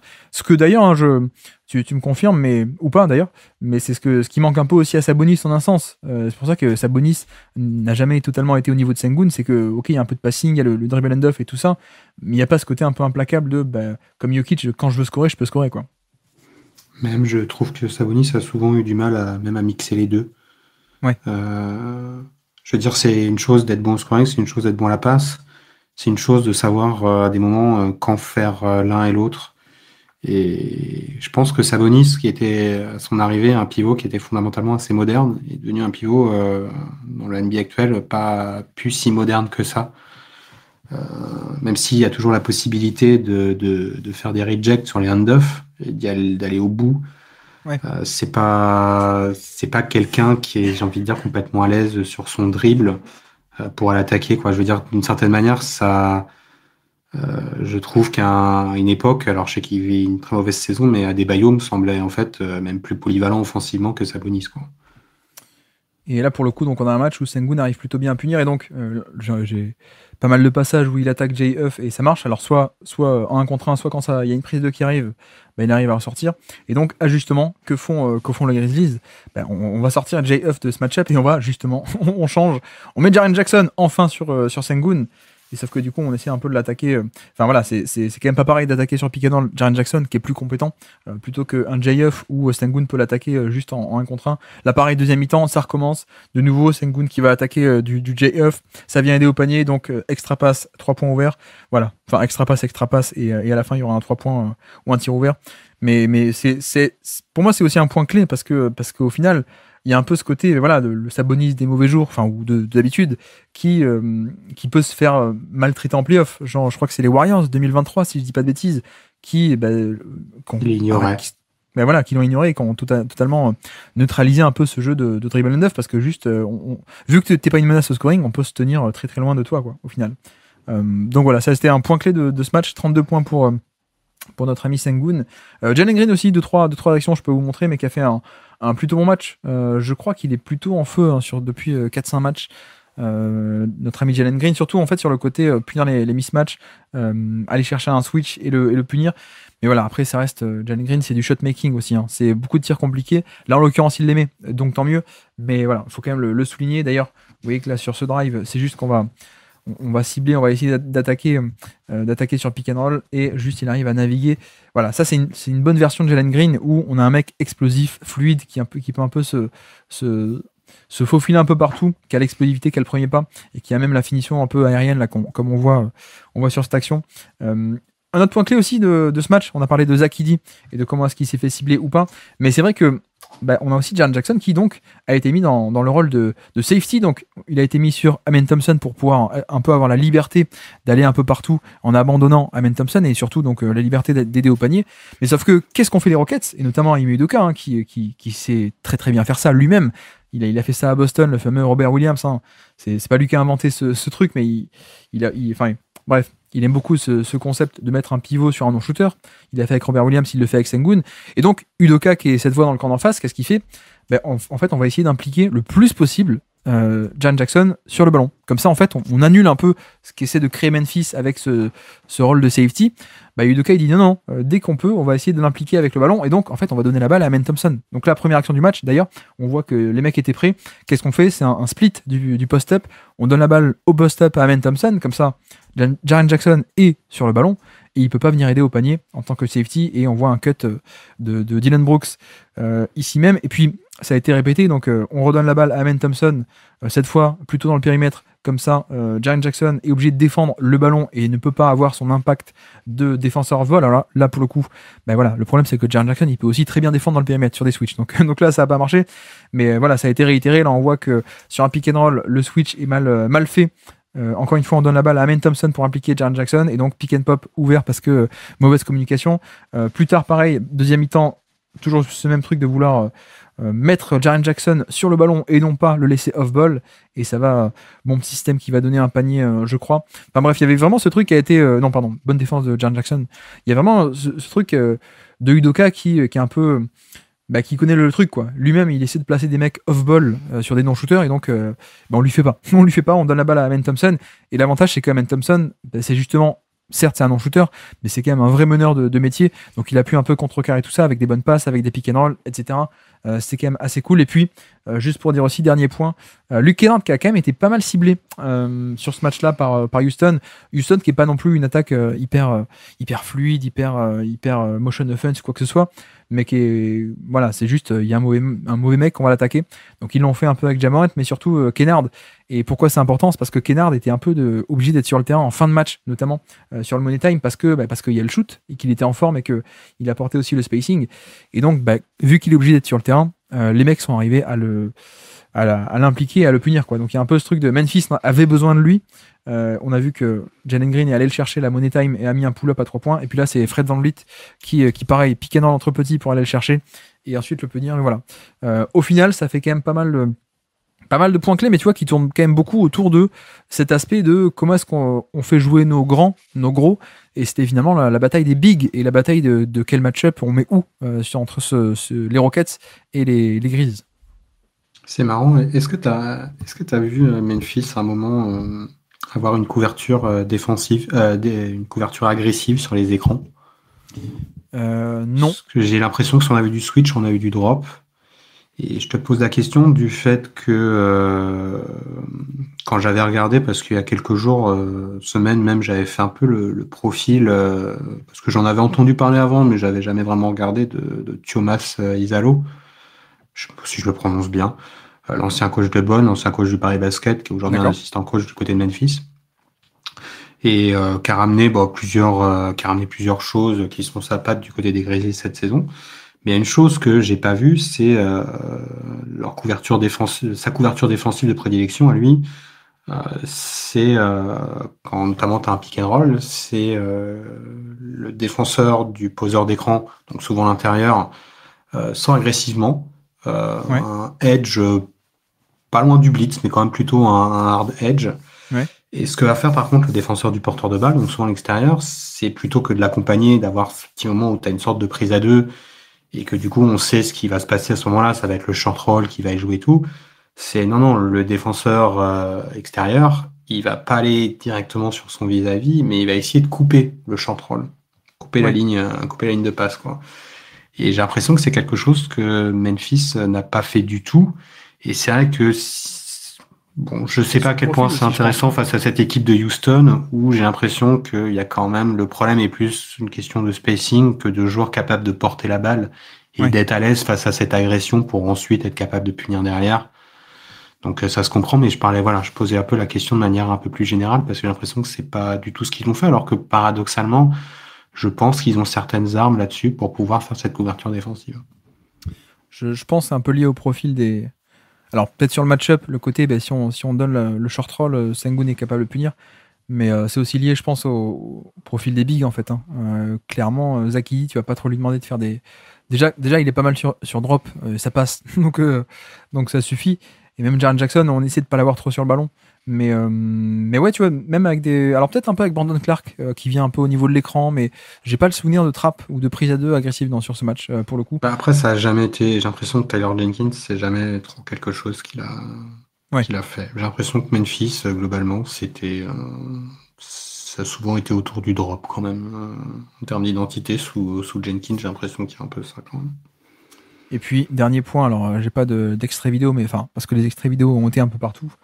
Mais au final, donc, c'est Houston qui a gagné la bataille des possessions, en un sens, puisque non seulement Memphis a perdu beaucoup de ballons, parce que défense hyper agressive de la part des Rockets, avec Jason Tate, avec Amen Thompson, voilà. Ils se sont fait avoir parfois, on a vu des drives de Ja Morant, des drives de Jaren Jackson, ou des pick and roll de Desmond Bane.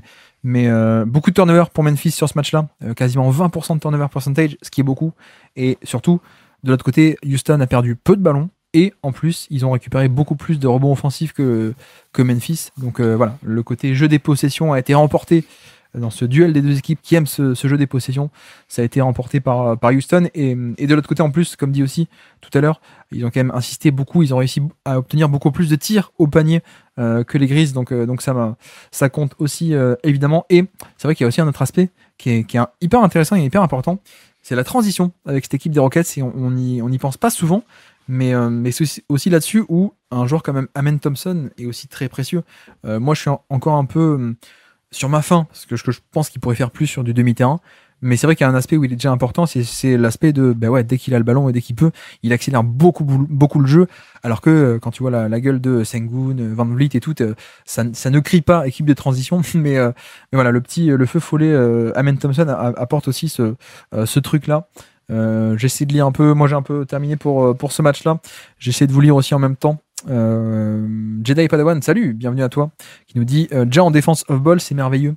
Je suppose que c'est un peu Sur ironique. l'extrait que tu as montré, il y a 2 passages où c'est quand même franchement compliqué. Ouais. Lesquels, à quel propos? Quand tu sais, pour impliquer Jaren Jackson Jr., de mettre sur Amen Thompson. Ouais. Et il y a une séquence où littéralement c'est son joueur qui est en train de faire un back screen. Je pense le premier extrait que tu avais montré là-dessus. Et il est complètement. Je sais pas ce qu'il joue. Ah oui. Ici, ouais. Non, Je sais pas pourquoi. je sais plus sur quelle séquence c'était. Mais ouais, voilà, cette séquence-là. Ouais. Ouais. Où on sait pas si il est en train d'anticiper. Il est en train d'anticiper que son joueur va plutôt jouer en tête va plutôt aller se déplacer en tête de raquette, mais le temps de réaction est particulièrement long quand même. Là, on sent qu'il attaquait aussi. Bon, il s'en sort plutôt pas mal là-dessus, mais bon.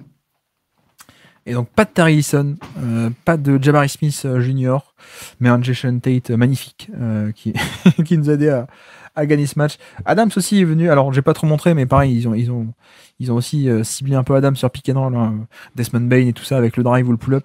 Mais ouais, l'équipe des Rockets qui, je crois au final. Alors j'avoue que moi j'ai encore un peu de doute. Je sais pas comment vous dans le chat vous sentez ça. Je crois qu'il y a des 2-3 fans des Rockets. Je reste un peu sur ma faim sur les Rockets. Enfin, ils sont deuxième ou troisième de conf, je crois, mais je suis pas totalement rassuré, quoi. Pour le coup, je pense que j'ai quand même d'autres cadors un peu devant, quoi. Mais d'ailleurs, ça me faisait un peu pareil avec Memphis. Hein. Je sais pas toi comment tu t'es situé sur cette équipe, mais j'ai toujours eu ce truc avec Memphis c'est très sympa, défense sympa, le rebond, la transition, etc. Mais sur demi-terrain, j'ai toujours eu des craintes, moi, sur Memphis. D'ailleurs, encore aujourd'hui. Moi, en 2022, il m'avait impressionné contre les Warriors. Ouais. Parce que je pensais qu'ils allaient se faire. Désolé, hein, c'est des référentiels qui datent d'il y a 3 ans.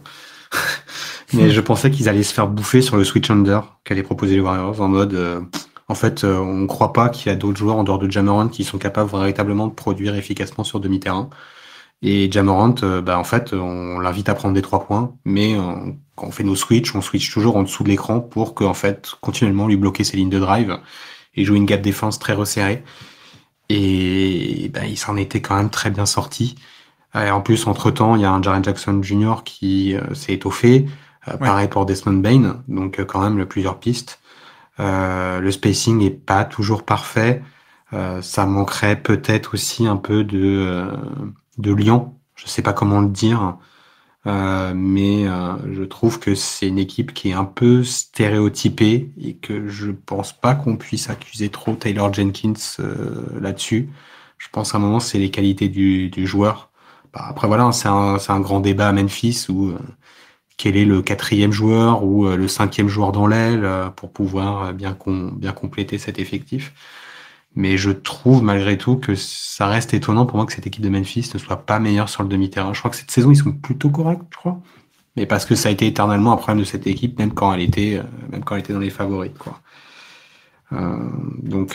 Après, tu vois, en restant sur mes référentiels avant, en ayant un peu entendu différentes évolutions, demain, si on me dit que c'est Memphis qui perce à l'Ouest, je tomberai pas de ma chaise.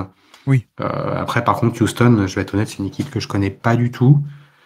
De loin, avec mes gros clichés auxquels je ferais pas trop confiance. J'ai l'impression que c'est une équipe qui mise pas mal sur sa profondeur, qui a quand même des faiblesses qui paraissent complètement exploitables. À quel point sont les scoreurs implacables sur demi-terrain. Je dis pas que c'est des vraies problématiques, mais si demain on disait Antoine, t'as une semaine de vacances, vraiment tu creuses sur les Rockets, c'est là-dessus que je commencerai à la regarder parce que mon flair me dit qu'il y a de quoi creuser là-dessus, quoi. Ouais. Je veux dire, voilà, tu parles défensivement. Moi, j'ai entendu que Houston, c'est quand même une très bonne défense cette saison, mais dans un rôle de Sengun qui est quand même très, très particulier. Et ça fait, sachant qu'il est quasiment, ce que je comprends, indispensable à leur attaque, ça fait un petit peu peur, ces équipes qui arrivent en ayant, alors bon, comme tu dis, hein, Udoka, il a l'habitude de ce genre de système, mais d'arriver avec un plan A sans avoir des plans B et C particulièrement rodés, des fois ça passe. Mais c'est quand même un des premiers indicateurs qui fait que au premier tour ou en demi-finale, vous rencontrez pas le bon adversaire et ça peut vite piquer, quoi. C'est-à-dire que sur un match-up de régulière, bon, Sengun s'est fait cibler, mais ça va. Mais c'est vrai qu'en playoff, ça ira carrément plus à fond, quoi. Mais d'ailleurs, tu vois, les Grizzlies sont l'équipe qui font le moins de pick and roll par match. Bon, j'ai pas le pick and roll, le nombre total, hein, on est sur Il y avait les graphes qui étaient sortis il y a 2-3 semaines en mode ils sont pas juste derniers, quoi. Ils sont derniers de loin, et même il faut remonter vachement dans le temps pour retrouver une équipe qui jouait aussi peu de pick and roll, quoi. Je veux dire, je pense que c'est quelque chose qui n'a pas été vu depuis 15 ans. Et ouais, j'ai envie de dire 15 ans parce qu'on n'a sans doute pas les données avant, quoi. Et tu vois, donc là, ils sont derniers de NBA. Donc là, ils sont avec 9 possessions par match terminées par le porteur de balle.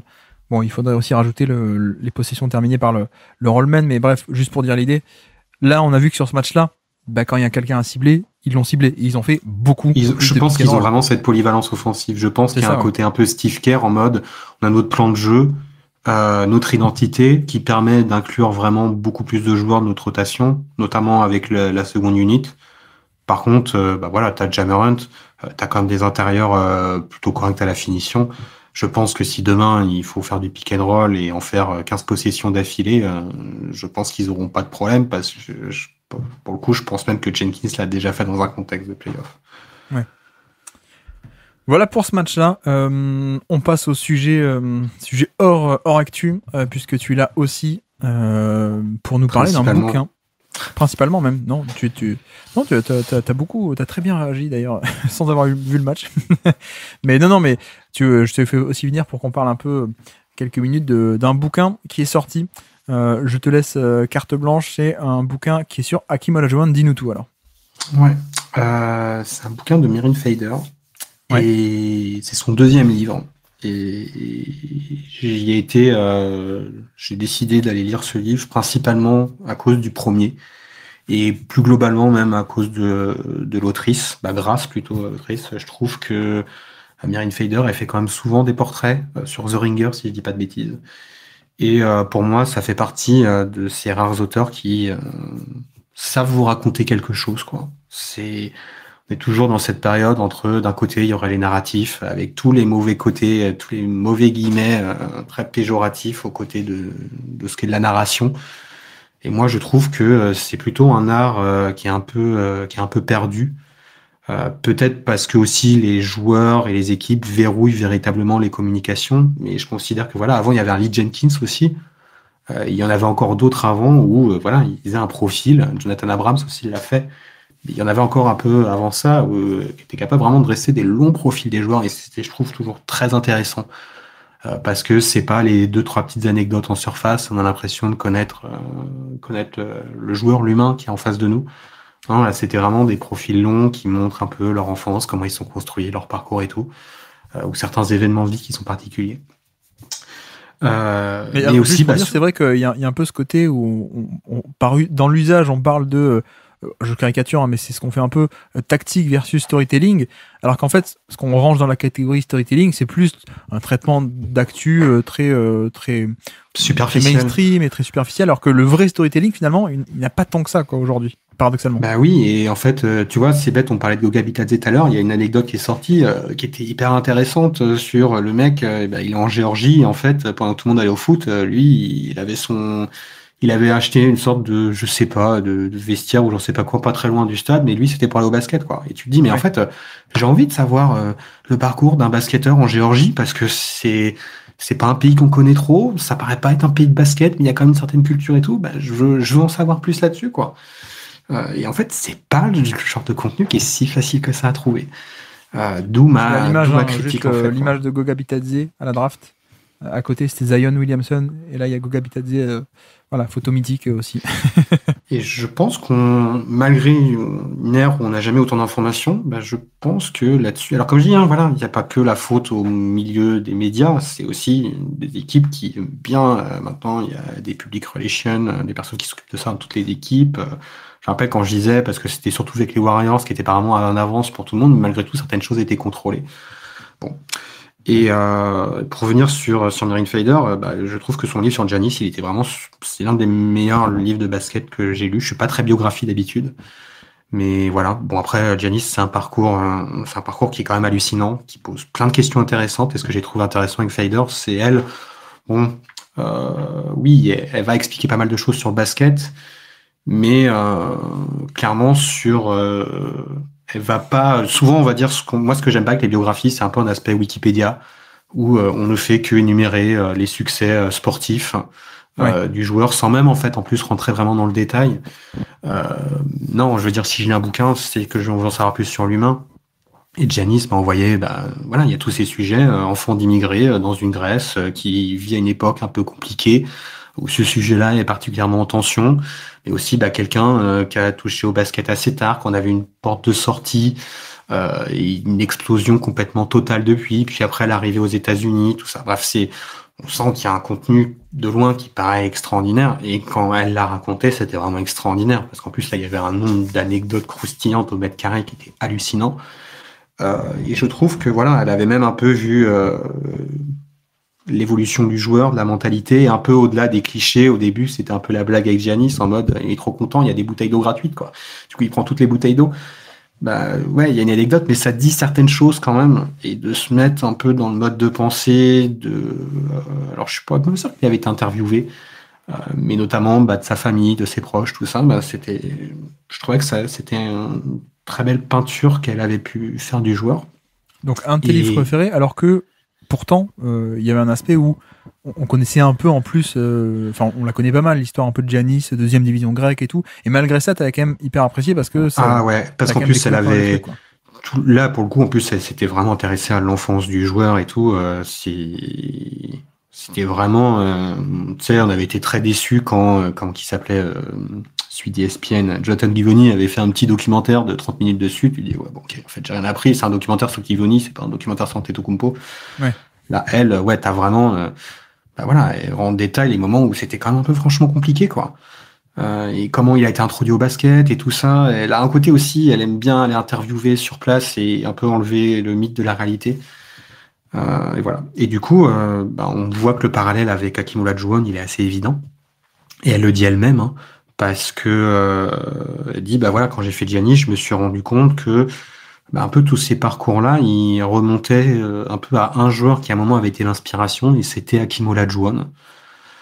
Parce que voilà, comme je dis, les parallèles sont évidents. Quelqu'un bah, qui a évolué dans un milieu où, surtout dans les années 80, qu'on connaissait pas trop aux États-Unis, avec plein de clichés sur Lagos. D'ailleurs, il y a toute son enfance à Lagos qui est un peu décrite et que je trouve hyper intéressant. Et bon, bah Lagos, même de rien aujourd'hui, je crois que c'est l'une des 5 plus grandes villes les plus peuplées au monde. Vraiment une mégalopole avec plein de choses intéressantes et tout à sortir dessus. Et voilà, c'était, même si aujourd'hui, on va dire, le parcours du jeune qui sort d'un pays africain pour aller dans une université américaine et se développer, bon, en soi, quand on prend un peu de recul, ça reste un parcours extraordinaire, mais c'est quelque chose qu'on a vu de plus en plus.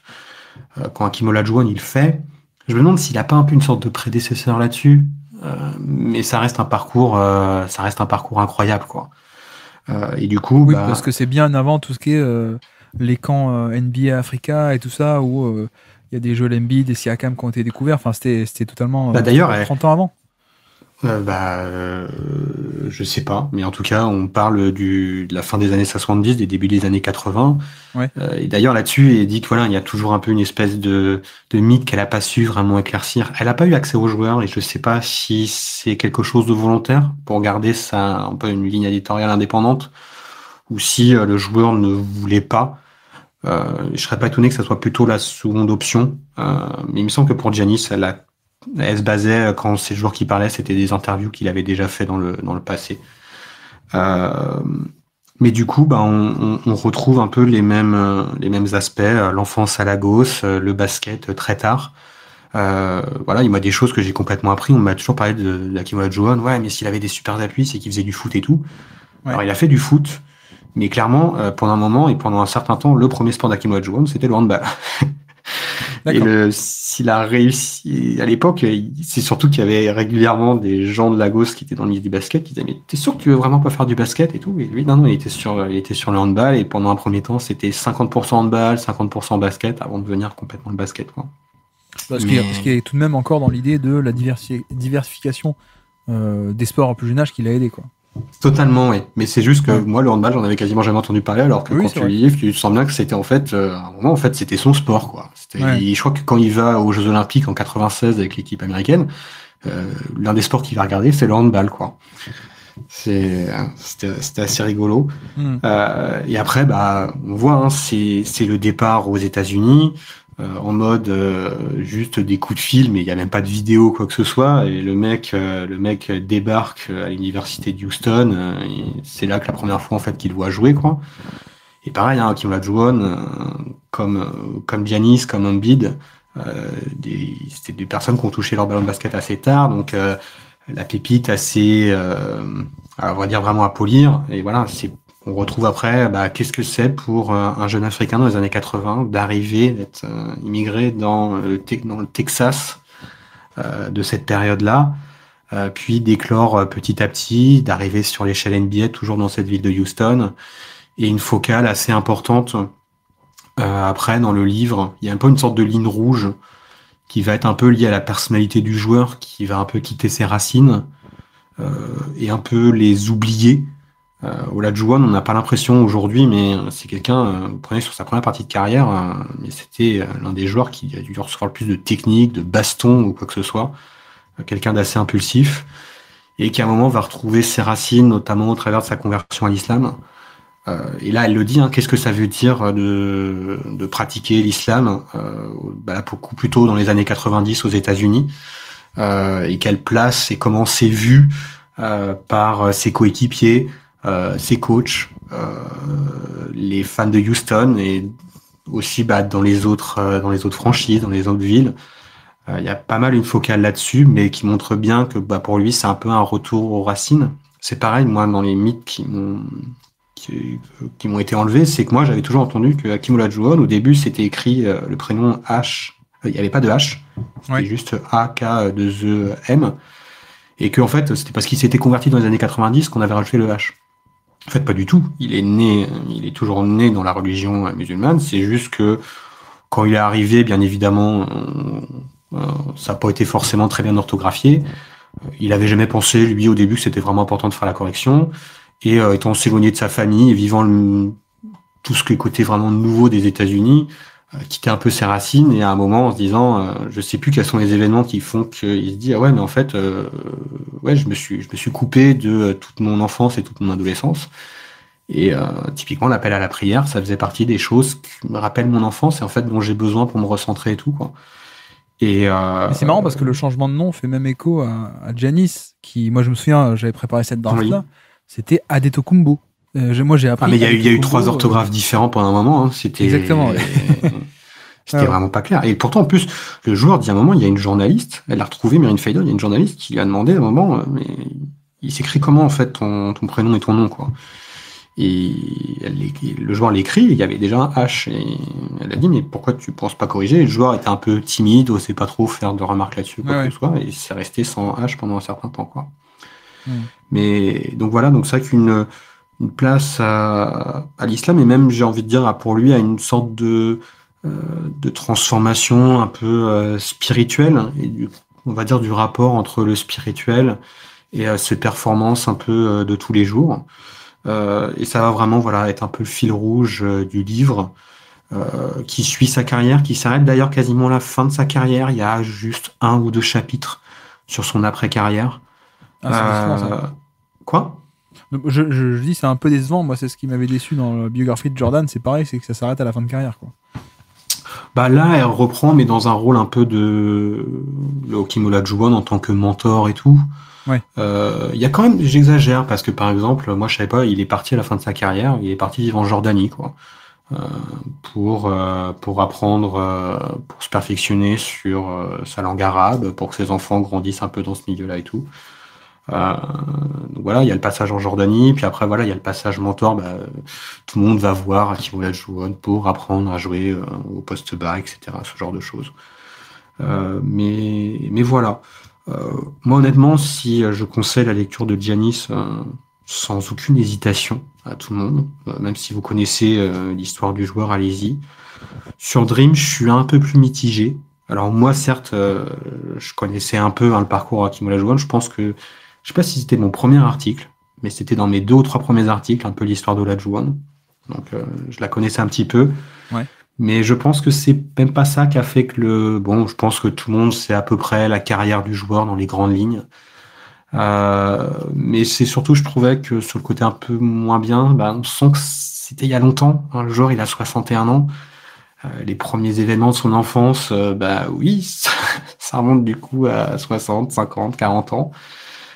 Et même après, c'est pour le coup, j'ai l'impression d'avoir vu beaucoup plus une histoire orale, parce que forcément, vu que c'était il y a longtemps, beaucoup plus obligé de se baser sur des interviews. Mine de rien, elle a fait 200, je crois qu'elle a fait 266 interviews pour faire son livre, et ça se ressent, il y a vraiment ce gros travail là-dessus et tout. Mais il y a un côté un petit peu plus vieux, où on sent que on retrouve un peu à des moments ce côté un peu mythe, parce que c'est 1 ou 2 sources seulement, et cette histoire orale. Là où je n'avais pas eu du tout cette impression sur Antetokounmpo. Alors après, peut-être que sur le livre d'Antetokounmpo, il y a ses frères aussi qui a été beaucoup interviewé, dont tu as beaucoup parlé. Pour Hakeem Olajuwon, voilà, quand il est parti aux États-Unis, il est resté seul en fait, quoi. Jamais sa famille et tout, ses frangins ou quoi que ce soit ont suivi, quoi. Donc il y a peut-être un petit peu ça qui fait que moi j'ai clairement, ça reste une bonne lecture basket, très agréable, parce que encore une fois, Fader écrit très bien, je trouve. Mais c'est pas du niveau de Giannis pour moi en termes de lecture. Donc notamment, ça parle de quoi? C'est la finale NCAA qu'il a perdu, non? 83, si je dis pas de bêtises. Il y a son passage universitaire qui est un peu, même c'est c'est le début au niveau du basket au début des années 80, mais la hype qui commence un peu à arriver, quoi. C'est vraiment au début Hakeem Olajuwon, ça. C'est clairement, on lui donne pas, il est là pour la défense, quoi. On lui donne pas trop le ballon en attaque, mais on trouve, moi c'est marrant parce que voilà, comme je dis, le parallèle là, c'était Giannis Olajuwon, mais je trouve que moi le parallèle, il est là aussi dans le jeu, c'est beaucoup plus avec Embiid. Ouais. Ça m'a fait penser à pas mal de fois où tu sais, il y avait ce côté très brut, mais je pense que tu t'en rappelles avec Embiid dans sa saison universitaire où chaque match c'était mais il sait faire ça maintenant, quoi. Ouais, c'est ça. On sent bien qu'il y avait ce côté de il faut 1, 2, 3 fois, et en fait oui, ok, c'est bon, j'ai compris comment faut le faire, quoi. Mais Embiid, c'était ça, hein. C'était chaque match c'était un nouveau move ou un côté où il progressait de match en match, quoi. C'était au début, il a un peu de toucher, il fait des hook shots main droite, il fait des hook shots main gauche, et chaque match, quoi, t'avais un nouveau truc, mais un peu ce côté très instinctif, enfin aucun passif, aucun historique de joueur, mais tu sens qu'il y a du talent pur et que c'est très instinctif dès le début, quand même, s'il n'y a pas le diamant brut n'est pas encore poli, quoi. Mais ce qui est dingue, c'est qu'au final, c'était moins le cas. Ça a mis plus de temps. Je sais pas, c'était plus long, quoi. Oui. Ben, tu vois, là, du coup, moi, ça, quand je lisais toute la partie universitaire, oui, c'est ça que ça culmine en 1983 avec ce titre perdu contre NC State La fameuse de équipe manière d'NC State, improbable hein, sur un tir, quoi. Ouais. Euh, mais mais c'est vrai qu'avant, bah, tu as toute l'évolution du joueur qui va finir, bah, voilà, qui passe d'inconnu complet ou de joueur vraiment un peu juste là pour la défense à en fait le premier pick et c'était une évidence pour tout le monde que c'était le premier pick. Il y a un passage qui est un peu dédié à la draft de 1900, que je dise pas de bêtises, de 1984, ouais. Ouais. Euh, Ou genre, je sais plus, t'as Rod Thorne qui dit ouais, bon, Barclay, je suis pas sûr qu'au rebond ça va tenir et tout. Ouais, je pense que c'était le motif d'inquiétude qu'il fallait avoir pour Barclay, c'était le rebond. Mais voilà, il y avait déjà même toute cette question Jordan, pas Jordan. Mais voilà, du jour où Houston c'est qu'ils ont le premier pick. Bon, en plus il y a l'histoire qu'il était à Houston, mais c'était pour tout le monde c'était évident que c'était le premier pick à l'époque, quoi. Donc ça fait quand même en quelques années universitaires, ça fait surtout pour l'environnement médiatique de l'époque, ça fait quand même une sacrée transition, quoi. Mais c'est ça qui est dingue, c'est que non seulement. Enfin, c'est pas juste il vient d'Afrique, c'est qu'il termine même carrément premier choix de la draft, quoi. C'est quand même une sacrée réussite en termes de transition. Ce qui a peut-être ouvert plus de portes par le suite pour les autres, quoi, pour le coup. Et donc ça va. Renseignez-vous sur cette équipe de NC State 83 si ça vous intéresse. Je crois qu'il y a un 30 for 30 Oui. là-dessus. Une équipe un peu improbable avec le fameux Jimmy V, le coach. Enfin bref. Et ça va donc jusqu'à. Moi, j'ai jamais entendu trop parler de la fin de carrière à Toronto, c'est ça? Ouais, et souvent en fait on en entend parler parce que ça fait partie de ces joueurs, tu sais, je crois qu'à la même période, il y a Ewing qui doit finir avec le maillot du Magic, Ouais. en mode, Fun fact. c'est pareil aussi la période Jordan aux Wizards, en mode, on préfère oublier ça, ça n'a jamais Ouais. existé, ces joueurs, et Olajuwon le disait à l'époque, que non, non, moi je veux pas de ce transfert, je veux finir ma carrière en n'ayant eu qu'une seule équipe, quoi. Il disait que c'était quelque chose qui était important pour lui, mais manque de bol. Il s'est quand même, à un moment, il s'est quand même fait transférer. Euh, et c'est vrai que le passage à Toronto, oui, clairement, c'est plus du tout le même joueur. Il y a ce côté déclin. Même si c'est intéressant, je connaissais pas trop les conditions qu'on fait que Toronto avait été le chercher, parce que c'est l'époque Vince Carter et compagnie. Euh, mais voilà, un passage, on va dire, qui aurait pu être juste vu sous un angle un peu, c'est le déclin du joueur, il va pas y passer très longtemps et tout. Voilà, tel que l'a amené Myriam Fader, c'est juste que, oui, en fait, quand il arrive à Toronto, il arrive et en fait, il y a les attentats du 11 septembre en 2001, quoi. Ouais. Et du coup, tout d'un coup, la vision de l'islam en Amérique du Nord, elle est complètement, elle était déjà pas forcément très bonne, et elle va devenir catastrophique. Et il y aura eu pas mal d'événements, d'ailleurs, après le 11 septembre 2001, sur certaines communautés aux États-Unis. La communauté musulmane, il y aura eu des agressions, des magasins vandalisés, pillés, tout ça, quoi.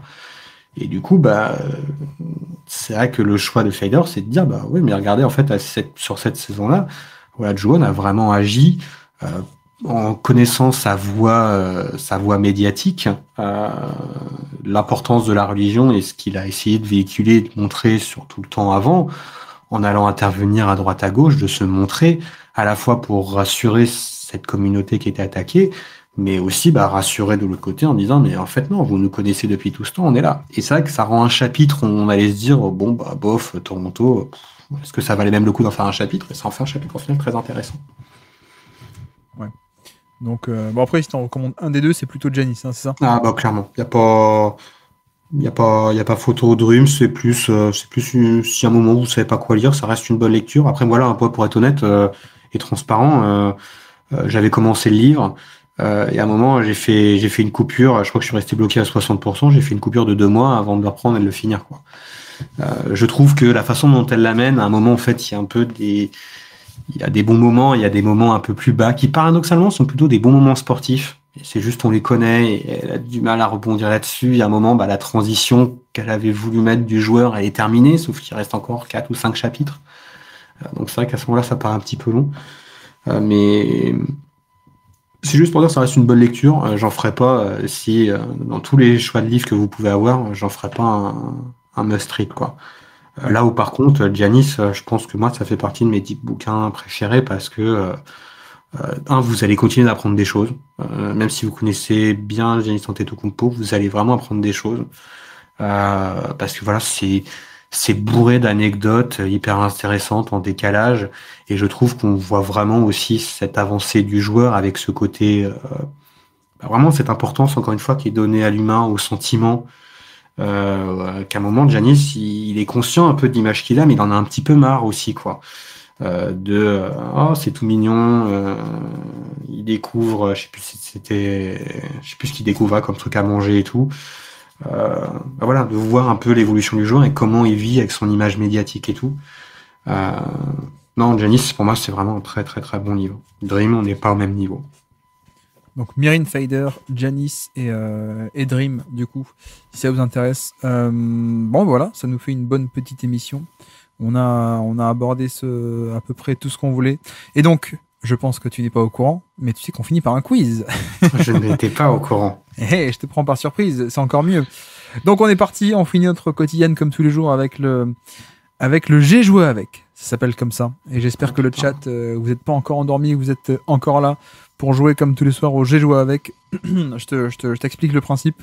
Il y a un joueur mystère que tu dois trouver. Et je vais te citer ces 50 coéquipiers les plus fréquents. Mais de 50 à 50. 1. Ouais. Bah après, et en fait, tu t'arrêtes jusqu'à ce que j'ai la bonne réponse. C'est ça. Ou genre, j'ai une mauvaise réponse et ça s'arrête. Je remonte de 50 à 1. Tu dois trouver le plus vite possible.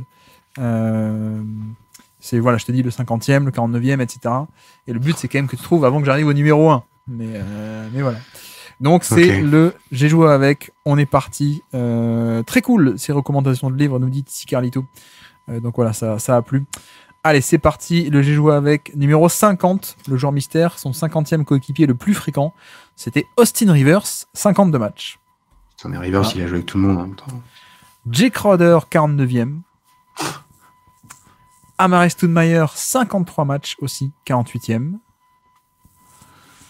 47e, c'est Kelly Olynyk. 46e, c'est Josh Richardson. Il n'est pas facile celui-là, pour le coup. Faut essayer en fait, j'ai l'impression que là déjà, tu as ces joueurs, j'ai l'impression que j'ai quasiment les 30 franchises qui ont été représentées à un moment ou à un autre par ces joueurs-là, quoi. Alors 45, Terry Rozier. 44, Jaylen Brown. Premier indice peut-être déjà. Ah, Olynyk, Brown, Rozier, ça commence à... Tu vois, il y a un thème. Stoudemire qui est dans le tas, quoi. Alors après, Stoudemire, c'est où est-ce qu'il a joué avec lui, en effet. Donc 44, Jaylen Brown. 43, Joe Johnson. Il a joué 55 matchs avec Joe Johnson. Que 55, hein. 55 matchs. Numéro 42, Wally Zerbiak. Ok, on commence à... Non, c'est pas Channing Frye. Non, c'est pas Channing Frye. Numéro 41. Non, pas mal. Amir Johnson. 56 matchs avec Amir Johnson. Numéro 40. Marcus Smart. Putain, mais c'est qui était à Boston et qui devait être en fin de carrière. Numéro c'est dur. 39. Jonas Jerebko. Oui, bah c'est. Mais attends, c'est pas. On n'est pas. C'est pas Kemba Walker quand même. Non. Après, il est dur parce qu'effectivement, Boston, je pense que c'est un passage. C'est la seule équipe que tu as identifiée, mais le passage est assez anecdotique pour le coup. Non, c'est pas Avery Bradley. Ce n'est pas Avery Bradley. Donc, Jerebko. David Lee. Non. Et numéro 38, c'est David West, justement. Il a joué avec David West.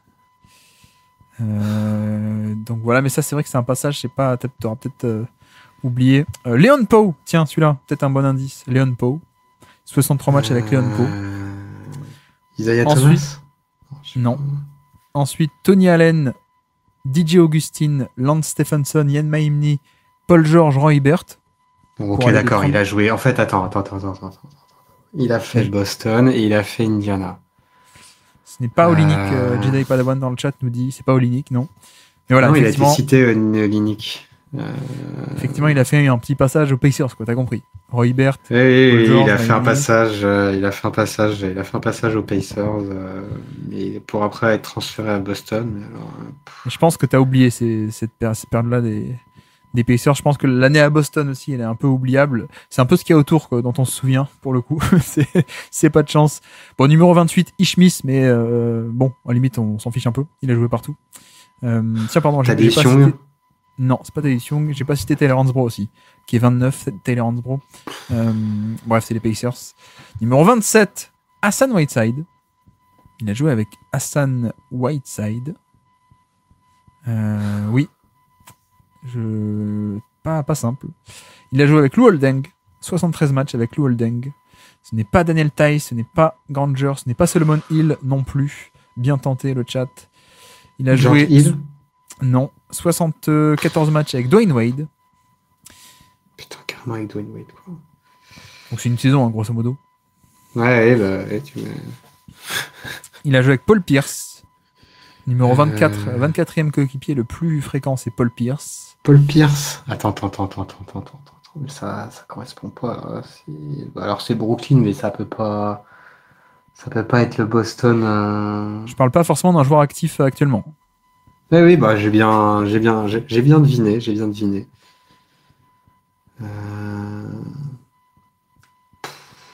Attends, alors je vais t'aider. Paul Pierce en numéro 24, Justice Winslow en numéro 23, mais ça t'avais déjà compris qu'il avait joué à Miami. Numéro 22, Rajon Rondo. Il a fait Indiana, il a fait Miami, il a fait Boston. Ouais, mais c'est 3 passages oubliables, mais complètement. Mais alors complètement oubliables. Donc c'est pas de chance. Enfin, non. Peut-être Boston un peu plus. Donc 24, Paul Pierce, 22, Rajon Rondo. 21, Néné.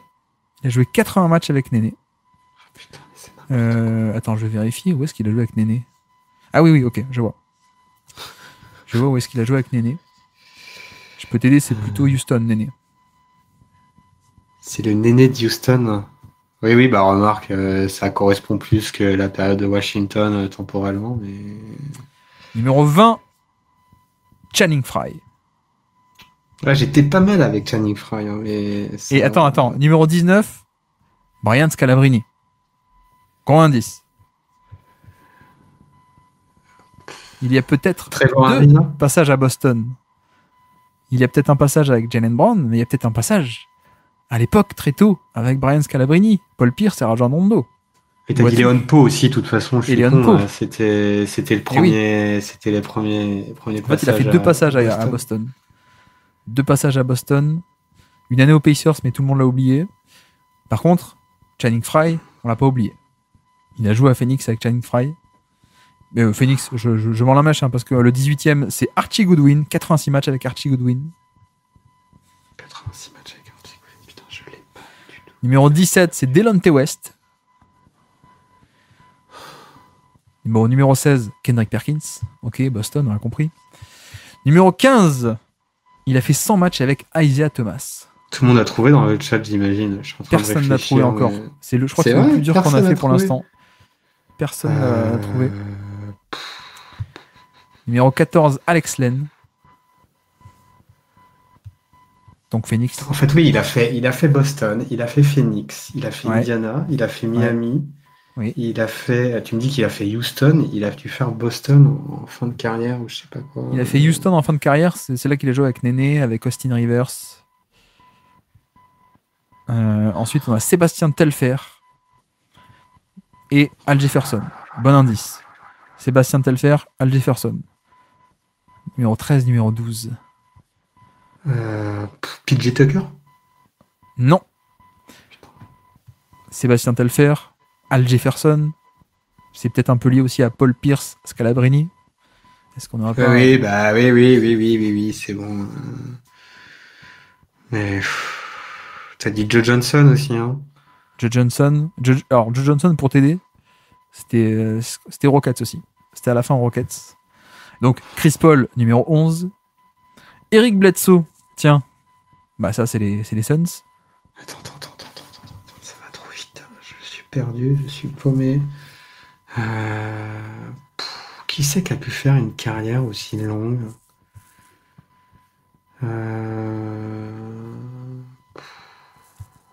Numéro 9, c'est Eric Gordon. 118 matchs avec Eric Gordon et Clint Capella numéro 8. Numéro 7, James Harden.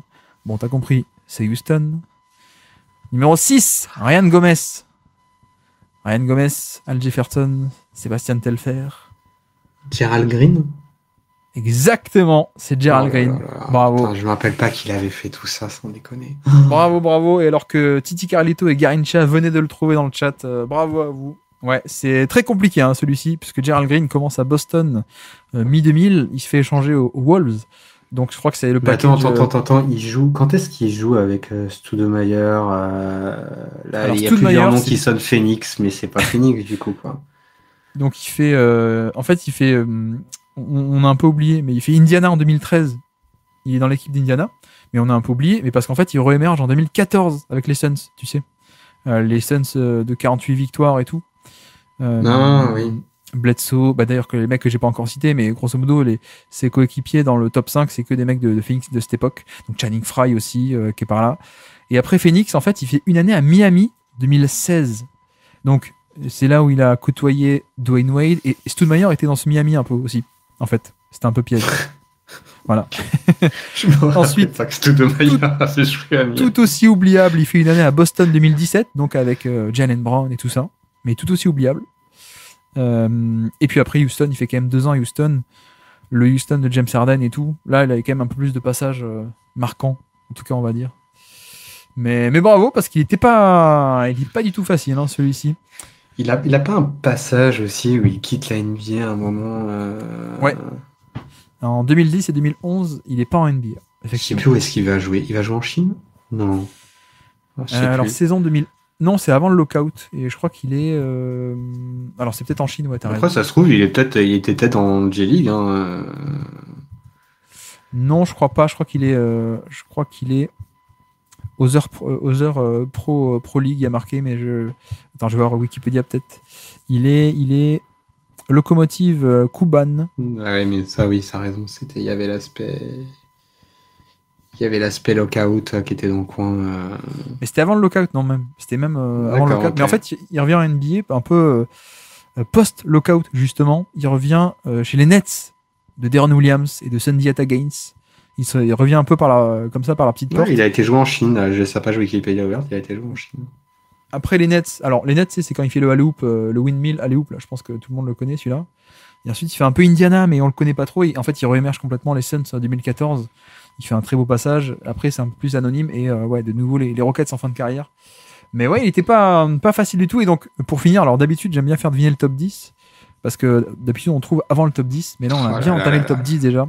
Donc, top 10, on a Bledsoe, Gordon, Capella, James Harden, Ryan Gomez. Donc, le top 5 qui est à trouver. J'ai déjà Dragic. Dit, c'est un peu... Il y a Dragic, effectivement, qui est numéro 2. Des joueurs, en fait, c'est des joueurs de Phoenix 2014, grosso modo. Pour le coup. T'as déjà dit Bledsoe. Ouais. Qui c'est qu'il y avait dans cette équipe de Phoenix? Exactement. Le chat a trouvé Tucker. C'est le joueur avec lequel il a le plus joué, parce qu'en fait, il a joué avec lui aux Suns et aux Rockets. PJ Tucker, numéro 1. Il y avait peut-être Dragic les Morris. Exactement, les deux Morris. 155 matchs pile avec Marcus et Markieff Morris. Et le 5e, il a un frère en NBA qui actuellement est le pivot, d'ailleurs qui est le pivot titulaire des Suns actuellement. Mais est-ce que tu te souviens de ça? Plumlee? Oui, mais qui Plumlee? Alors attends, ils étaient 3. C'était le mec qui avait émergé nulle part chez les Suns 2014. Oui, je sais, c'était... C'était pas Marshall, non? C'était l'autre. C'était pas Mason, c'était pas Marshall. Miles? Exactement, c'était pas kilomètre, c'était Miles Plumlee. Attends, tout à fait. Par contre, Marshall Plumlee, ça me dit rien du tout, quoi. C'est pas Marshall Mathers? Non, Marshall Plumlee, ouais. Si, non, mais c'était Eminem, Marshall Mathers. Merci, Antoine. si, ça me dit un truc, Marshall Plumlee, ouais, mais il a beaucoup moins joué que les autres, mais bref. Bah, dis donc, je t'ai pas réservé un simple, pour le coup, de j'ai joué avec. Est-ce que t'es traumatisé ou ça va? Non, mais j'avoue que j'étais quand même bien paumé, quoi, parce que j'ai l'impression que j'étais en train de relier des trucs qui étaient impossibles à relier, où ça sentait bien au moment je sais pas, j'avais identifié... j'avais des doutes sur le Phoenix, mais à un moment, j'avais quand même bien identifié Boston, et plutôt Boston, Tatum, Brown. Ouais. Puis Indiana. Bon, déjà, je me suis dit, bon, ok. Puis à un moment, t'as quand même bien Phoenix qui ressort, puis après, t'as le truc improbable, l'équipe des Celtics... du début des années 2010. Et là, je me suis dit, alors là, je vois aucun joueur qui fait le lien avec tout ça. Et c'est Non, peut-être non, Houston même- qui m'a donné le plus de pistes. Fin des années 2000 même, pas début 2010, fin des, Ouais, fin des fin 2000. des années 2000, il y avait Perkins, la preuve. Perkins et Rondo, mais avant l'échange de Garnett et Ray Allen, quoi. Du coup, il a pas joué avec ni Garnett ni Ray Allen. Bref, voici pour Ah oui, c'est vrai que ce c'était jeu. avant, il a été transféré à Minnesota. Et oui, c'est pour ça que je t'avais dit Al Jefferson, Ouais. Sébastien Telfair, qui était un Ah top ouais, 10, bah tu vois, ceux-là, je les avais oubliés. Ouais. Ok. il faisait partie de l'échange avec eux, je crois, aux Wolves. Voilà. Bref, si t'es pas traumatisé, tu pourras peut-être revenir un jour, d'ici quelques semaines, et retenter ta chance sur un joueur plus facile, pour le coup. Mais en tout cas, merci à tous. C'était très sympa, encore une fois, ce soir, le chat. J'espère que ça vous aura plu. À la fois les matchs et puis ce petit passage littéraire grâce à Antoine. Merci beaucoup, Antoine. Bah écoute, de rien. J'espère que ça a plu. Je suis pas venu là pour vendre absolument le bouquin, je pense que les gens s'en rendent compte, mais au moins ça fait un avis sur un livre. On a un peu quand même entendu parler en fin d'année. Et donc, on vous remercie tous et on vous dit. Alors, pas à demain, du coup, hein, parce qu'on est vendredi. On se dit quand alors, du coup? Peut-être un lundi alors. On se dit à lundi. Ciao, merci à tous. Bye.